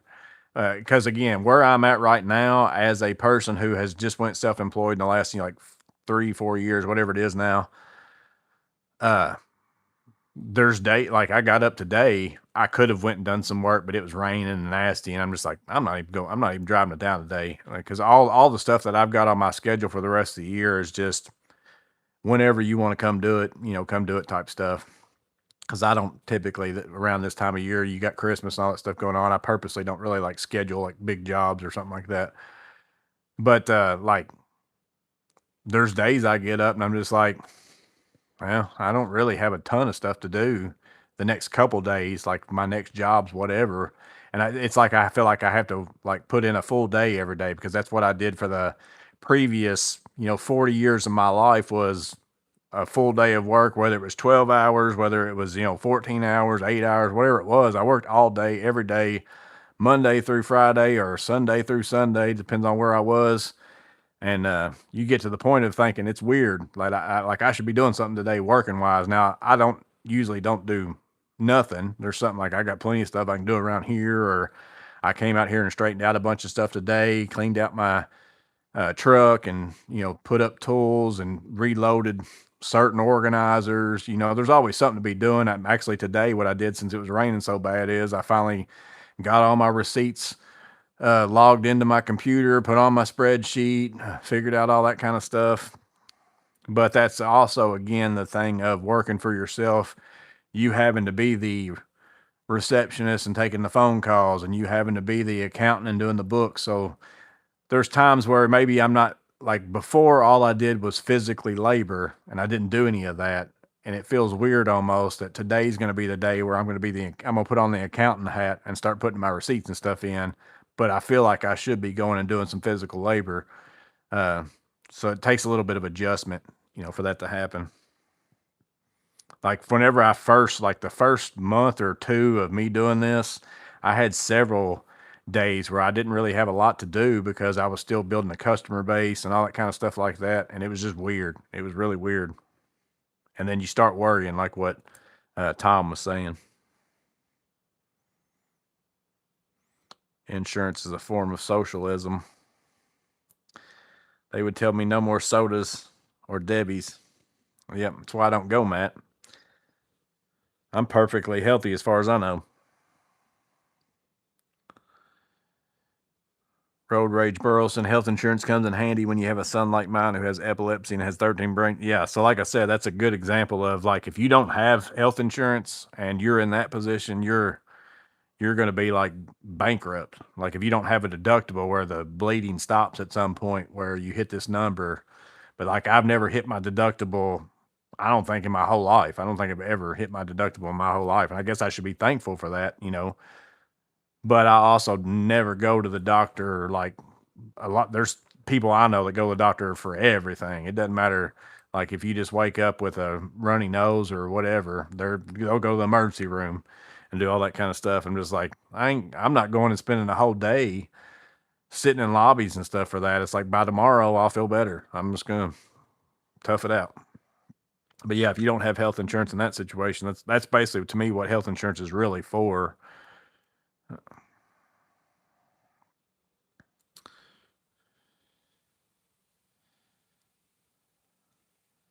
If something has been the same for a long time, it's hard to change that, even if it's for the better. We're like robots. Yeah, it is. It's very hard. I've mentioned it before. I think I don't know if it was in a video, or I think it's probably lives. Uh, Tap cons. Like whenever I first started working with a guy who was older, like he only used those nail in. You drill a hole, it's got the sleeve and it got the nail, and you use those in concrete masonry. That's all he ever used. That's all he ever wanted to use. And I'm like, man, they make screws for this now. Like you just drill a hole and put a screw in. Oh, them won't hold. I'm not using those. I'm like, and it's not even so much the installation side of it. It's like you go taking those nail things out. It's a big pain. And for one, you're drilling a whole lot bigger hole because it takes a bigger hole to put a sleeve and a nail in than it does a screw. So the damage to whatever you're drilling's worse. And that's not a big deal if you're putting in something that you're never going to take down. But I'm talking about if you've got block wall buildings and brick buildings and you're hanging up signs, it's like you're going to have to take that sign down and change it out at some point in time. Like it's not going to last forever. You're going to have to take it down. They're going to want to rename something or do whatever. It's like you could either just take a few screws out and then little bitty holes that you got to fill in with mortar or something like that, or you can sit here and spend forever trying to get those nail sleeves out. Yeah, it took me a long time to convince him to use Tapcons. But again, that's all he ever used. They work fine. It's not like those nailing anchors don't work. So it takes a long time for you to realize there's something better.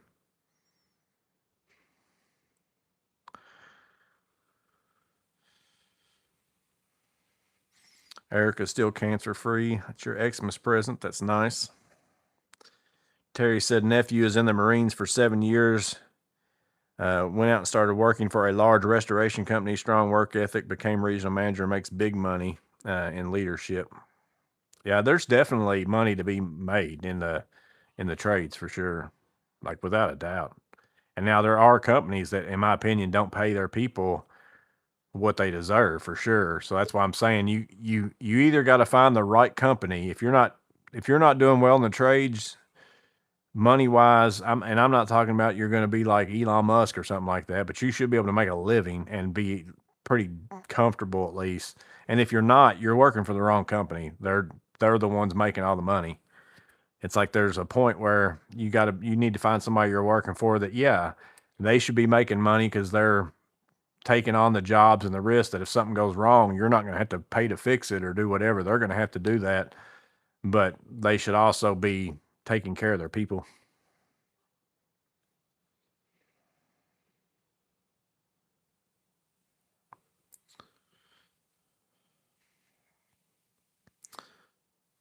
I'm close to the point where I don't want to learn anything new myself, at least in the line of work I'm in. I'm close to being burnt out.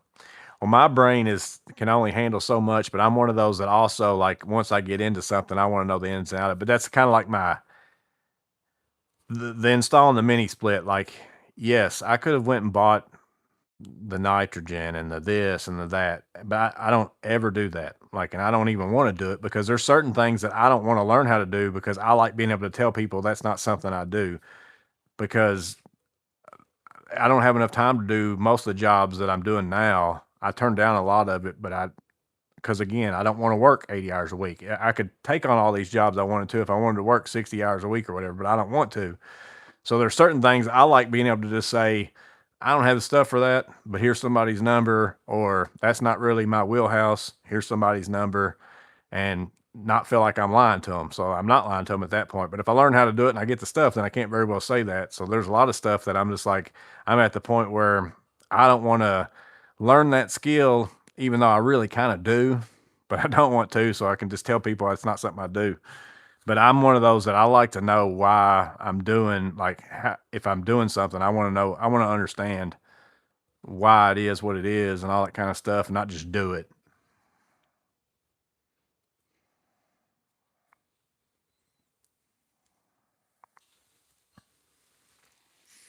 Self-employed means 60 hours a week, but not all hard labor. Yeah, you're trading it off. Like you're getting paid to be an accountant, receptionist, this, that, and other, and also a laborer.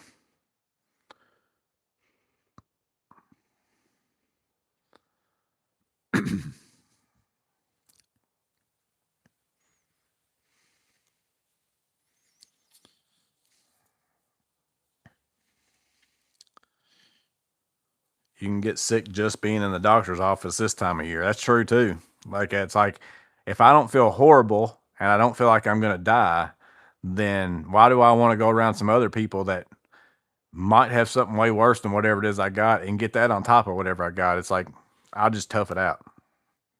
I'm one of those where I feel like if you make it through it, you're just stronger anyways. I honestly, I don't get sick very often either. I don't know when I can't think of. I mean, I'll get like a stuffed up nose or something like that, but just being sick, very very rare. I can't even think of the last time I was sick.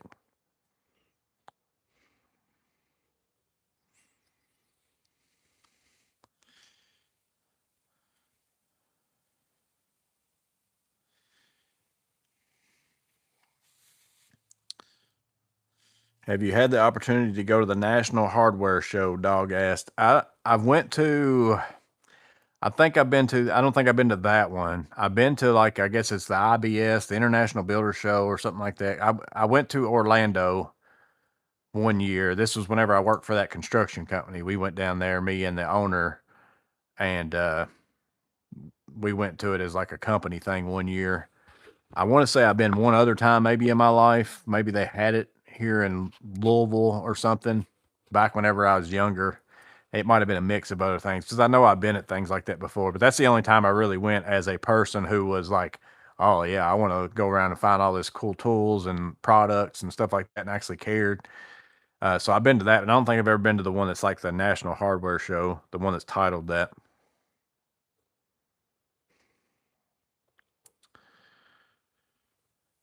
Somebody said GRK fasteners, polyurethane construction adhesive, impact drivers, oscillate multi-tools, epoxy were rare 15 years ago, and now they're standard. Oh, it's night and day. Like, even just the tools that we work with from the time I started to where we're at right now is crazy. Like, crazy.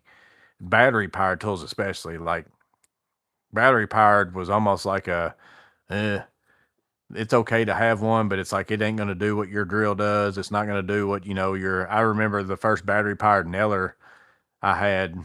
I was like, there's no way this is going to work because I've had those like little electric cord staplers and all that, and it's like those don't even shoot them in right half the time. But man, I wouldn't have a non-battery powered nailer now for nothing. And it's just like everything has just gotten drastically better in the tools as far as what we should be able to do.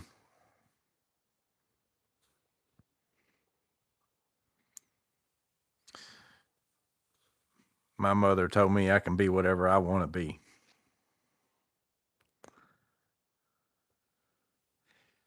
Putting the walls in the shed would have been a pain in the butt without a nailer. Yeah, I even kind of got away from. I've never been a big like nail person framing, but again, I'm not a house framer or any. I'm interior walls typically, partition type stuff. And I've never been a big fan of nails just because I don't want to mess with a hammer. I don't have as much control of what that board's going to do at the, like, I always like, I can sit there and squeeze a board, manipulate it my way with a screw, and then put another one in, get it exactly where I want it. Whereas you shoot that nail gun and it moves like a little bit, it's like, well, crap. So I've never been a fan of nails anyways, as far as for framing and stuff like that.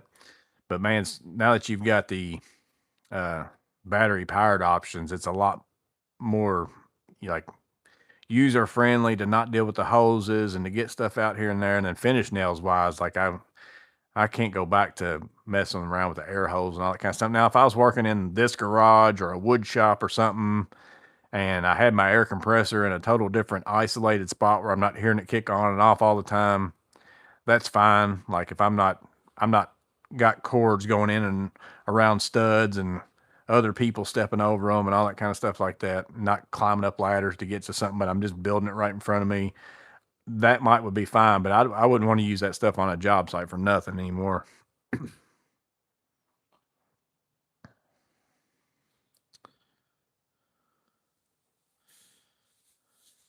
Supposedly this year is the last one. I guess it is splitting into two, one for inventions and the other for marketing or something like that. Yeah, I had asked Miss Maintenance if she wanted to go to the one in, I think they were having it in Vegas though. I don't think it was this last year, maybe the year before last, because I'd like to go again. I mean, I have a good time at those things, but she wouldn't care about anything that we were looking at though. But I love looking at like new products and new tools and stuff like that, because I'm even products. I like looking at products just the same as I like looking at tools.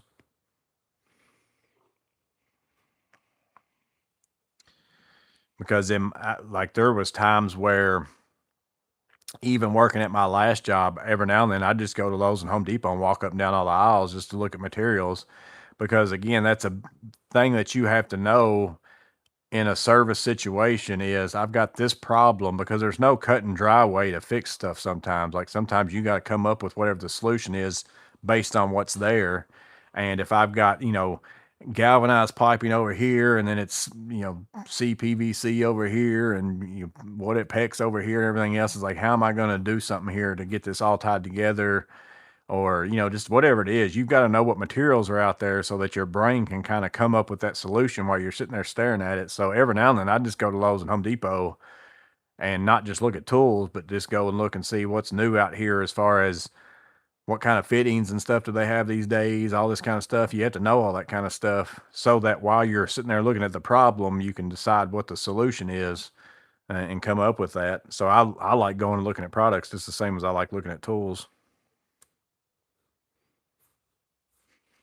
I dare people to use an all metal Mag 77. Yeah.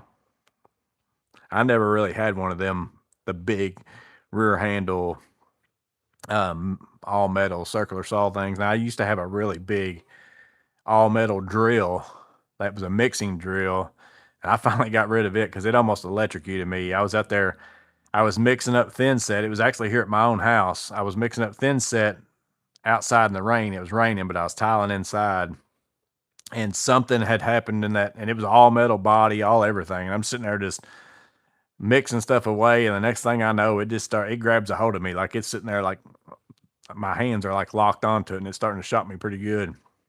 And then after that, I finally got off of it. I was like, well, that thing is going in the trash because it's going to kill me.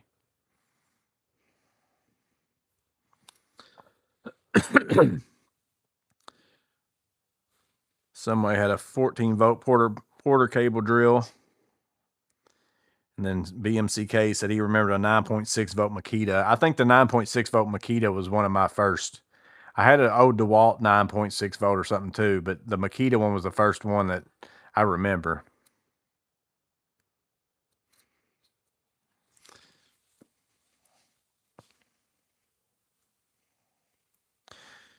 The single outlet that had 10 things plugged into it, the compressor kicks on and trips the breaker.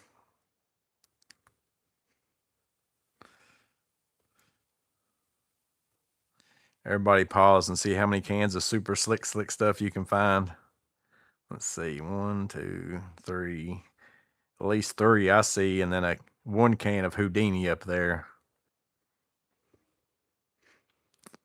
I'm actually kind of running a little bit low. I probably got like 2 more cans over there in my stash outside of what's over here.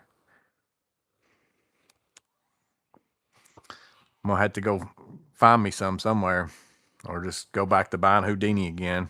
It never fails. It's like I used to buy Houdini and stuff at Lowe's. They quit carrying it, and then I finally found places that sold them locally, but then I started ordering on Amazon, and then I found that super slick stuff at Lowe's, and then now they're quitting carrying it too. Somebody said their Walmart has it. I've been meaning to look at my Walmart, and I keep forgetting.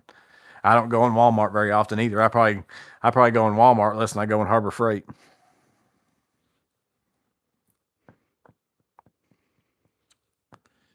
How many strippers?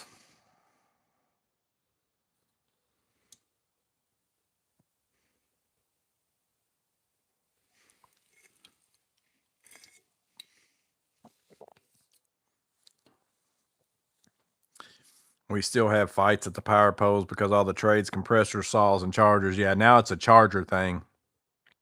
And then the only time that it's now when we were building the quadplex, it was cold. We were building it basically during the winter time, and we had all those different heaters and stuff in there. And even though there might be propane or diesel or whatever, you still have to have, power for the blower. And so those were a big thing.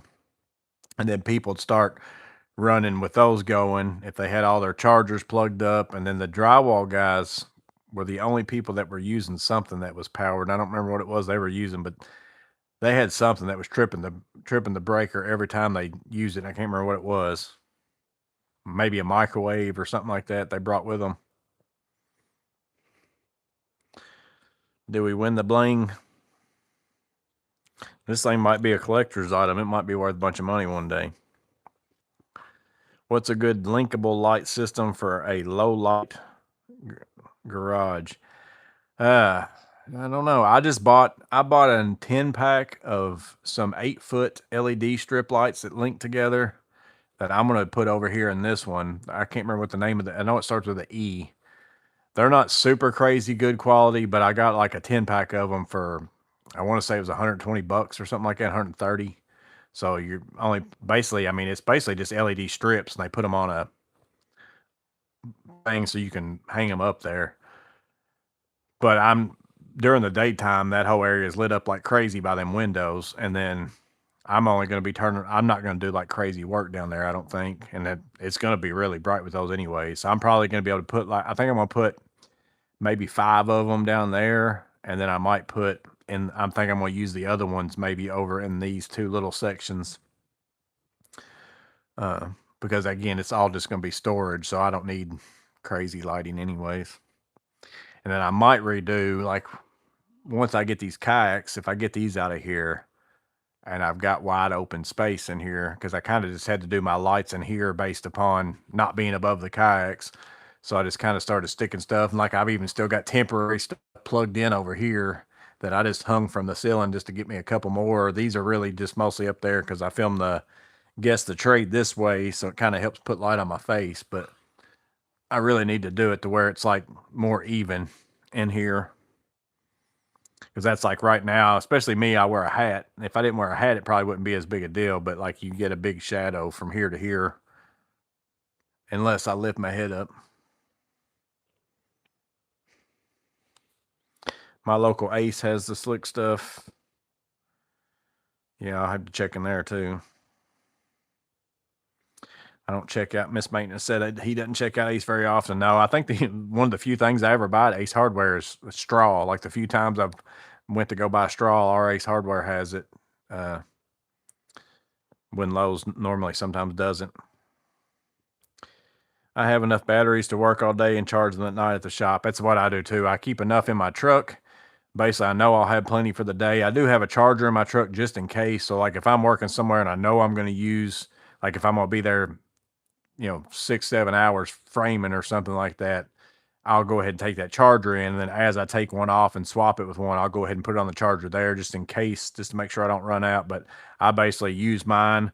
If they go dead, I stick them in my passenger seat. And then whenever I get home, I take them out of the passenger seat and come in here and swap them with the ones I've got in here. So I don't normally charge much during the day. Our education system teaches obedience, following specific directions, no critical thinking, and self-motivation. Yeah, that's kind of what I see. Like I said, not across the board, but they'll do it if you tell them what to do. But they're not going to do anything except for what you tell them what to do. Like there's no, oh, I bet he'd probably want me to do this because I can see it, but I'm just going to stand here and wait till he tells me instead of just being like, I'm not doing anything anyway, so I might as well go do that. That type of thing. My girlfriend needs the super slick and the battery bank. We used to get whoopings to be motivated. The Hyperstack cart makes a great charger cart. I love that thing. Like on certain jobs, it's nice.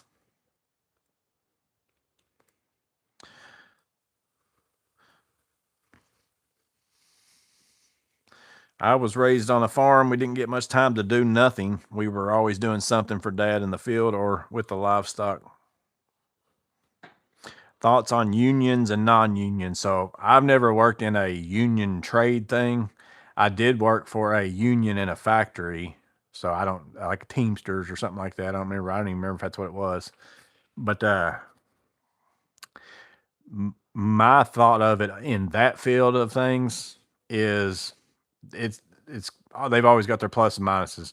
You're paying somebody to basically make it, and the whole thing there is very hard for them to fire you. Like they couldn't just fire you. Like it was really hard for you to get fired. And that's all fine and dandy. You think, well, that's good. A company can't just get rid of me or whatever. And in my personal opinion, I felt like the negotiations, whenever they went to go do the negotiations, there was always, you never got what you wanted. And I bet somebody, on whether it was the union and the company, made some kind of decision. I think the workers, no matter what, you're going to get hosed in a way. But what does happen is with that situation, and again, I've not done union trades or anything like that, but in the factory I worked in, there was a ton of people that should have been fired. Like they didn't work, they were losers. but they could not fire them for nothing. Like, so then I had to work because I'm a person who, you're paying me to work, I'm going to work. But these people, in order for me to do my job, I'd halfway have to do their job because they weren't doing their job very well. But again, you couldn't fire them even though they stunk at their job. So all it did was make it to where it's very helpful to people who didn't want to work, was what the union was for me. But if you are a person who worked, it really benefited you none, because the company wasn't going to get rid of me anyways because I was a worker. So I don't see the advantage of it in that sense. But again, I've not worked in some big city somewhere that has the unions and the trades and all that. I mean, I just live in the country and we don't have that kind of stuff for our electricians and all that kind of stuff. They don't have that kind of stuff.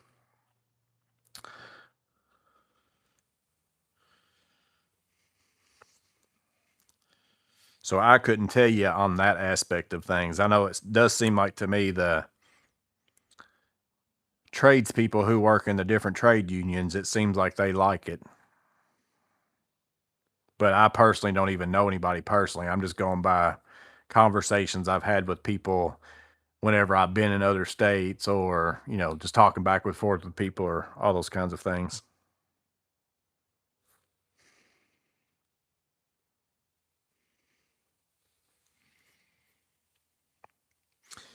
Do you ever get offers for free materials like, we'd like you to try our new drywall, here's 10 sheets? No, not that I can think of. But like I said, I'm not a person who reaches out to people and asks them for stuff. Like I said, the stuff that Klein sends me, it just shows up.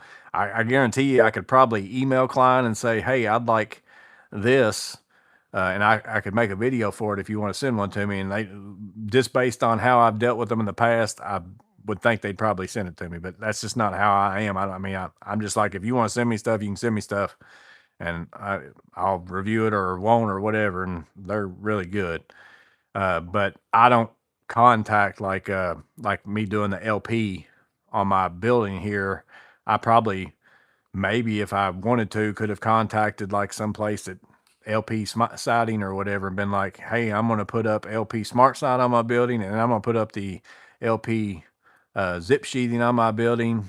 Anything that you want, if you want to help me out, do whatever. Maybe they would, maybe they wouldn't. I have no idea. It's not like I'm a million subscriber person or something like that, but I'm not a person who reaches out like that. So I don't know if that's what you need to do to make that happen or not. I'm just one of those, if somebody offers me something and I get it, great. And if not, if it's something I want, I'm going to go buy it.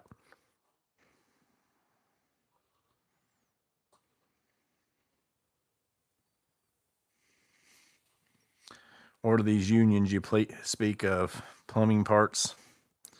If you got time to lean, you got time to clean, Miss Maintenance said. I've heard that a bunch in my lifetime. That was the thing a lot of people said around here.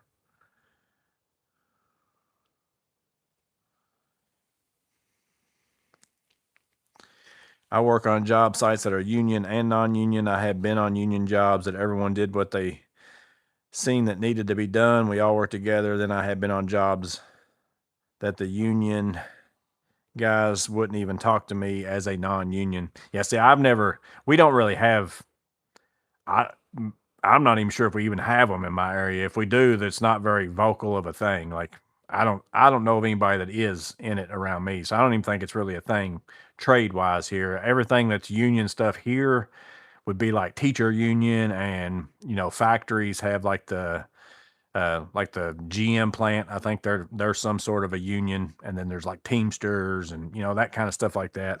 I don't think we have like the electrical, plumbing, and all that kind of stuff. I could be totally wrong about that. I don't know, but I don't personally know anybody that says that that's what they are.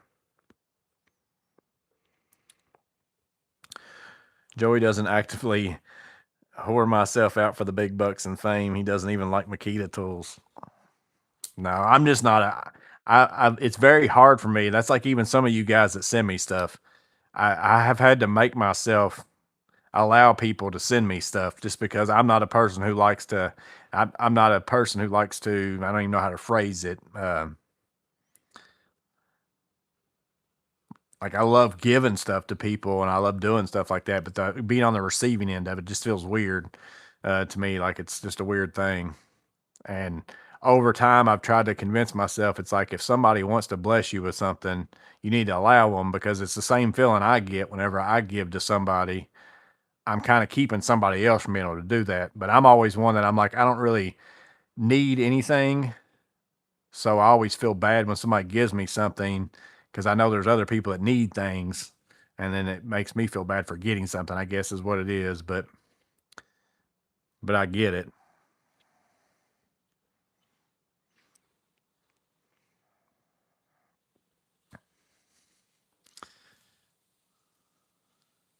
GM would be UAL or UA. I want to say it's UAW or something like that. I think I've seen that on the signs, because the Corvette plant's pretty close. Like they make the Corvettes here close to us. Uh, I think it's UAW.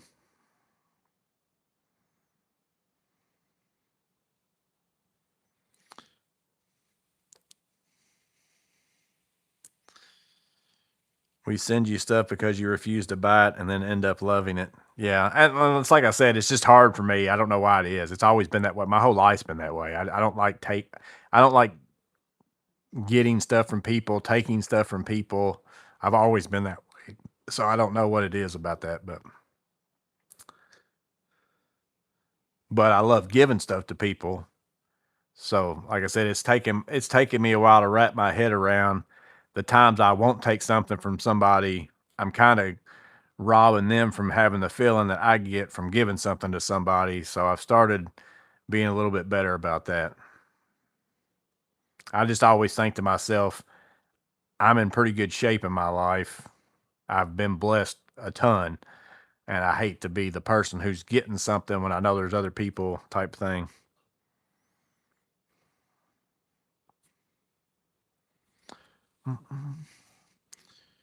Wyatt's got 1.5 years before he graduates, trying real hard to get into my state's union operating apprenticeship. Any advice on how to be competitive when applying out of high school? I wouldn't know Wyatt, because again, out of high school, I had no idea that I'd even remotely be doing what I'm doing right now. So I didn't do anything like that while I was in high school, or even thought about it whenever I was getting out. Alpha said, I'm so addicted to M12, it's disgusting. I got that way when I first got into it, but that's whenever I first learned about the whole hiking thing at Home Depot and all that kind of stuff. So basically, every M12 tool I was buying at the beginning, I was getting it for like $60, or by the time I returned batteries and all that kind of stuff.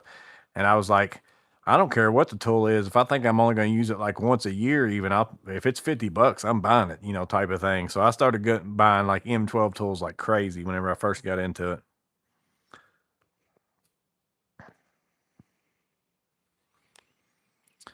TPG said I duck out of a lot of giveaways if I know someone else could use it more. That's the same thing like Steve and them to do a giveaway or something like that. And I'm just like, I'm not going to even get into even entering into something like that, because it's like I want it to go to somebody else. Like I wouldn't want to get it. And again, nothing wrong with, same thing I said, nothing wrong with entering a giveaway, nothing wrong with contacting companies and asking them to send you stuff.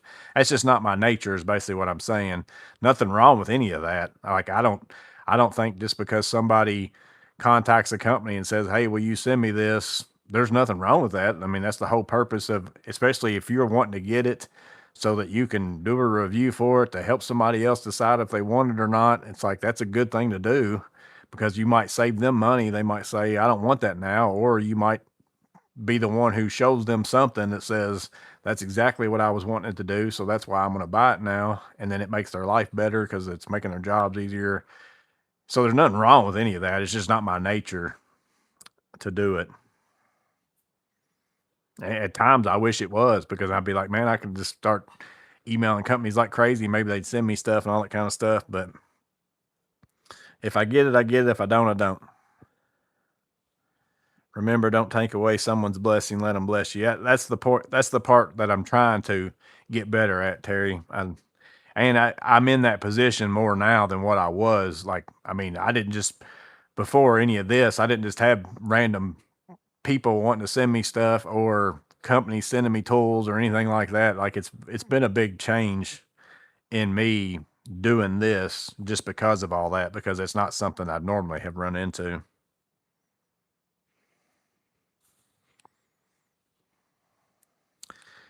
We got to get the annex bit at least.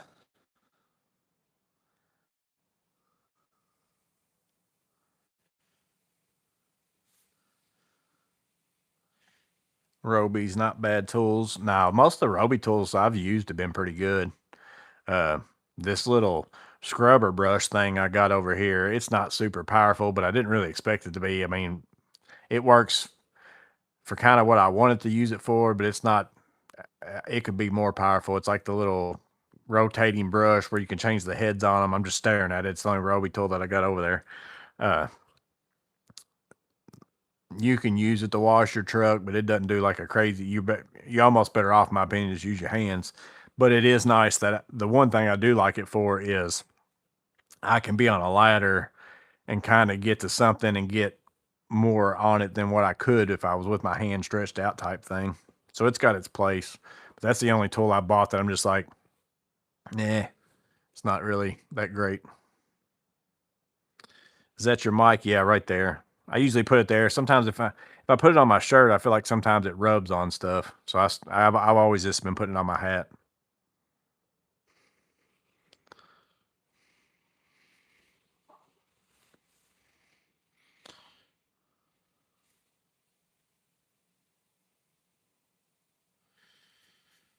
Miss Maintenance said, Wyatt, our youngest son, has worked his way up, not in the trades, but simply by being a good worker. Management does notice.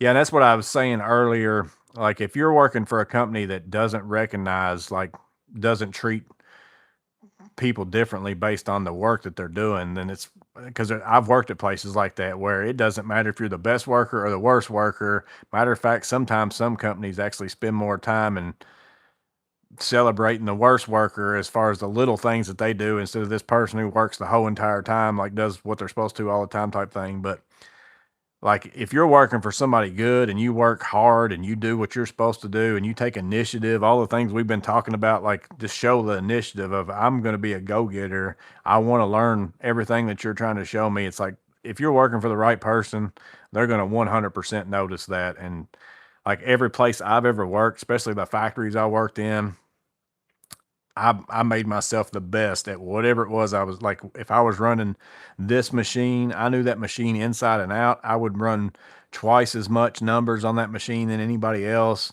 And like they'd go to shut down. Like I've worked at two places where the factory shut down and I didn't have anywhere near the seniority of other people, but they kept me on till the doors closed, like basically, because they knew that I was going to be a person who would work until like the day was done and like I was going to get out as much as I possibly could. And people noticed stuff.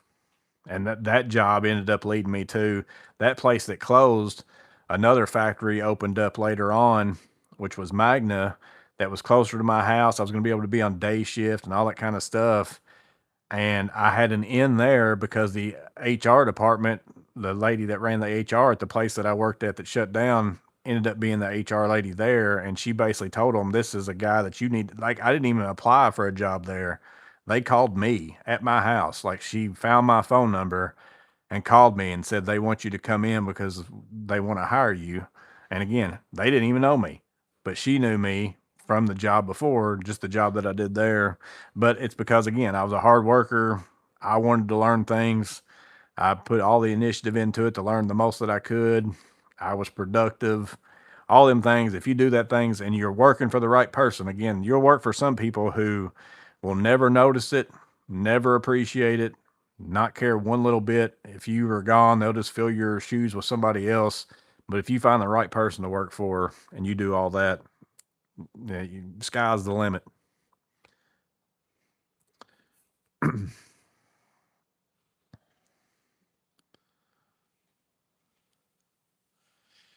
Anyone get the new Klein limited edition Ironworkers pliers? I didn't order them. I've seen them. I didn't order them though.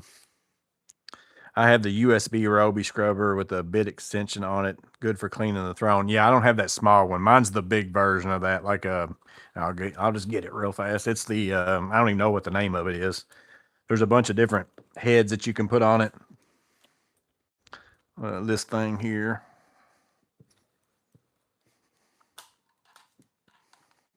I got it just to reach the vinyl siding and stuff on the house so I can be on an extension ladder and kind of reach up and be scrubbing it and then, you know, hose it off. And it works. It's better than not having it, but it's just not, this isn't going to clean something like crazy. Like you got to really press on it and it's not going to clean like you would think.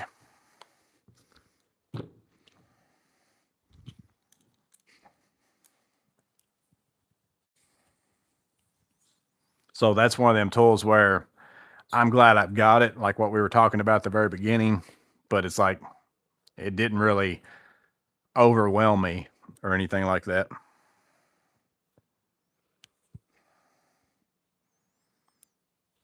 Got a 2 a.m. wake up. We'll see you, buddy. The harder you work, the luckier you get. That's probably a little bit true. There's what some people call luck is just the result of hard work. They just think you're lucky because they didn't notice the hard work. We have a Magna 30 minutes from me. Yeah, they've got quite a few places. The place I worked at was like the name of the place isn't Magna, but it was. They just named it something different. But they basically, I don't know how you want to phrase that. I guess they were a offshoot of Magna, I guess, in some degree.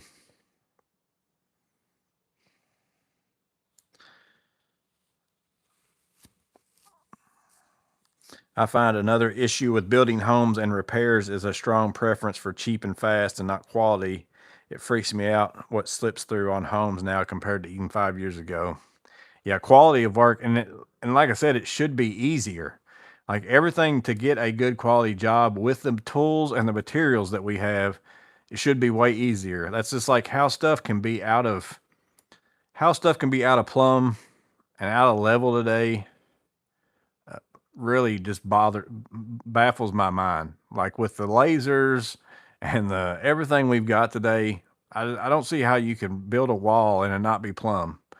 I just don't get it. I really don't get it. Now, granted, if the footer's off and people put the floor down and it's out of whack, then yeah, it takes way more work to make all that happen. But I still just don't understand how stuff can be out to the degree of what I see some stuff. Now, a little bit out here and there, yeah, stuff's going to move and stuff's going to shift and do whatever. But there's some stuff I went into that I'm just like, I can't believe this is this bad. Like it blows my mind, but it's just because the cheap and fast. And that's going to go with the supply and the demand because there's so much demand out there with so little supply that it is, and so much money to be made if you can get through the amount of jobs. Because if that's what it's turned into is how many jobs you get done in a year is what dictates how much money you get paid because you're getting paid by the job or whatever it is. So it's turned into, I just need to get this job done as fast as I can so I can fit in 10 more jobs this year or whatever it is, instead of I'm just going to do a good job on 8. It's like I'm going to try to fit in 10 and just hurry it up and get through it as fast as I can and get paid and get out. That's what it's kind of turned into. Not across the board. Not every contractor's that way. Not every person working's that way, but that's the bulk of it.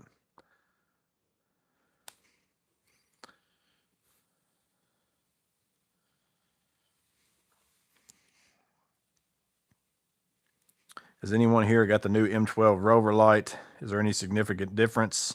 Yeah, I've got it right here. I don't have the old one in here, but it's huge. It's a lot bigger.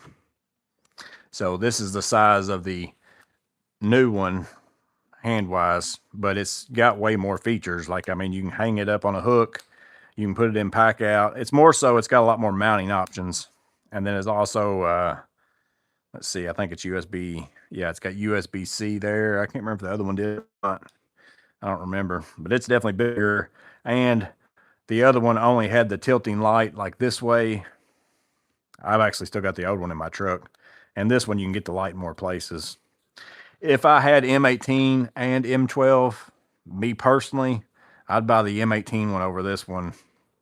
But I also don't run stacks of pack out where I roll it around all day where I care about the pack out aspect of it. But the M18 one's awesome for run time and all that stuff. That one I've been using up there. That's the one I've been grabbing to use around here. It's a little bit big in my opinion. M8 topper's the bomb. Matt said, yeah, that'd be my, if I had, like I said, if I had both battery systems, I'd buy the M18. I like the M18. It's smaller. How's the Klein ball grip? Do you prefer it over the Vessel? No, I prefer the Vessel as a dedicated screwdriver. Now, I do like the Klein maybe better than the Vessel that will take other bits, the gray one I've got, just because it locks it into place instead of just sliding in and out. Although the Vessel one's pretty good. It holds stuff pretty tight. But the Klein one's nice as one that will hold basically anything I want to put into it.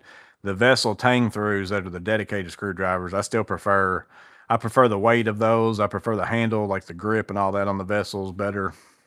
But I still like the Klein one, but I do like the Vessels better. I have tons of M12, but only 6 amp hour plus size M18 batteries. Don't think the M18 is ergonomical for me.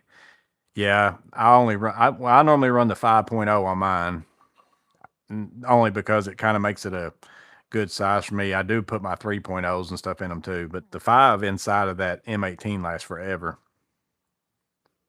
Level. The Klein locking collar fails when pulling it out of a fitted pocket and drops the bit. Yeah, see, I haven't had that happen, but I also don't run it in my pouch pockets either. So it's always in my, actually, it's been in my SC45, which I just used yesterday, I guess.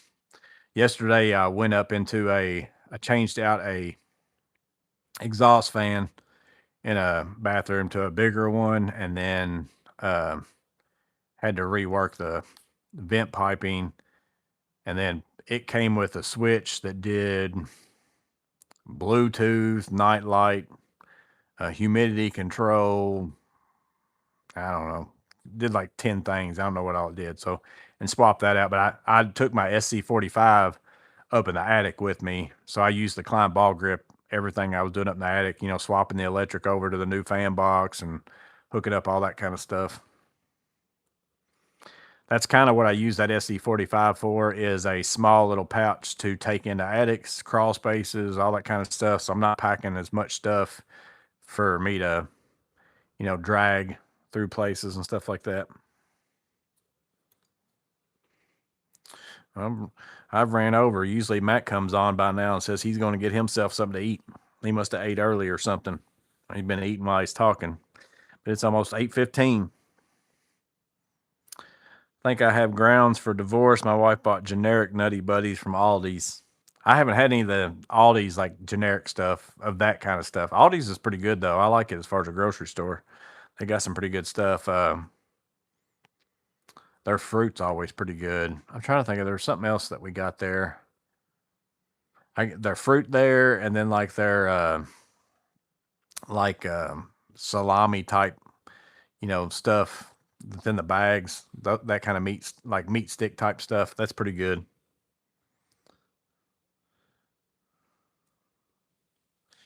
Miss Maintenance says she saw those generic Debbie's, but she didn't buy any. She didn't get me any.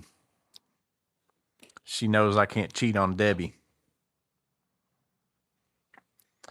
But like I said, I've got to guess the trade. It's a short one though, because it's a reload episode. Saturday, I think it's only like 7 minutes or something, like 8 minutes maybe. So if you want to chat for very long, you better pre-game it up on Saturday. But I also don't have any more guess the trade submissions. I did get one in an email before I came out here. I haven't looked at it. So I probably got at least one more, but I asked in this video that I just recorded, I asked people to give it, if they want to be in it, make sure and send some. So maybe we'll get some. Usually anytime I ask, I start getting some more. But next Thursday, I think it's Christmas. I can't remember. I was trying to figure out if it's Wednesday or Thursday, and I can't get to my calendar from my phone because it's up there. I think it's on the Thursday. So I probably won't do a live next Thursday. And I mentioned it in this Guess the Trade that I'll probably just do a live next Saturday at like the 1 o'clock time is when I normally premiere. It's 1 o'clock my time. The Guess the Trade, I might try to do a live then. It just depends on what I do for Christmas with my family that doesn't live near me. I don't know what we're doing yet. So it just depends on what I do there. So I'll make a post or do whatever once I figure whatever out. But we'll try to do a live someday next week, basically. But I don't think I'll do a guess the trade next Saturday after this one. I'll wait until I get a few ahead of me. So, did you see my email with my reveal? I did, Wyatt. I used your email for the answer. So, I just filmed it a few hours before I came out here now. So, but I'm gonna go ahead and get off here, go in here and see what's going on in the football world, sports. Go in here and do something with this big old thing. Can't believe how big that is. I mean, it's crazy. Like I said, I fully expect it to be like a small chain and a small bucket, like the Justin Jefferson thing, but pretty crazy. I don't know if anybody else got one or not. Probably not. Nobody's probably as stupid as me, but we'll see y'all Saturday in the Guess the Trade chat, and then we'll figure out something on the next week time. I'll make a post or something like that. So, but we'll see y'all on the next one. Appreciate y'all being in here.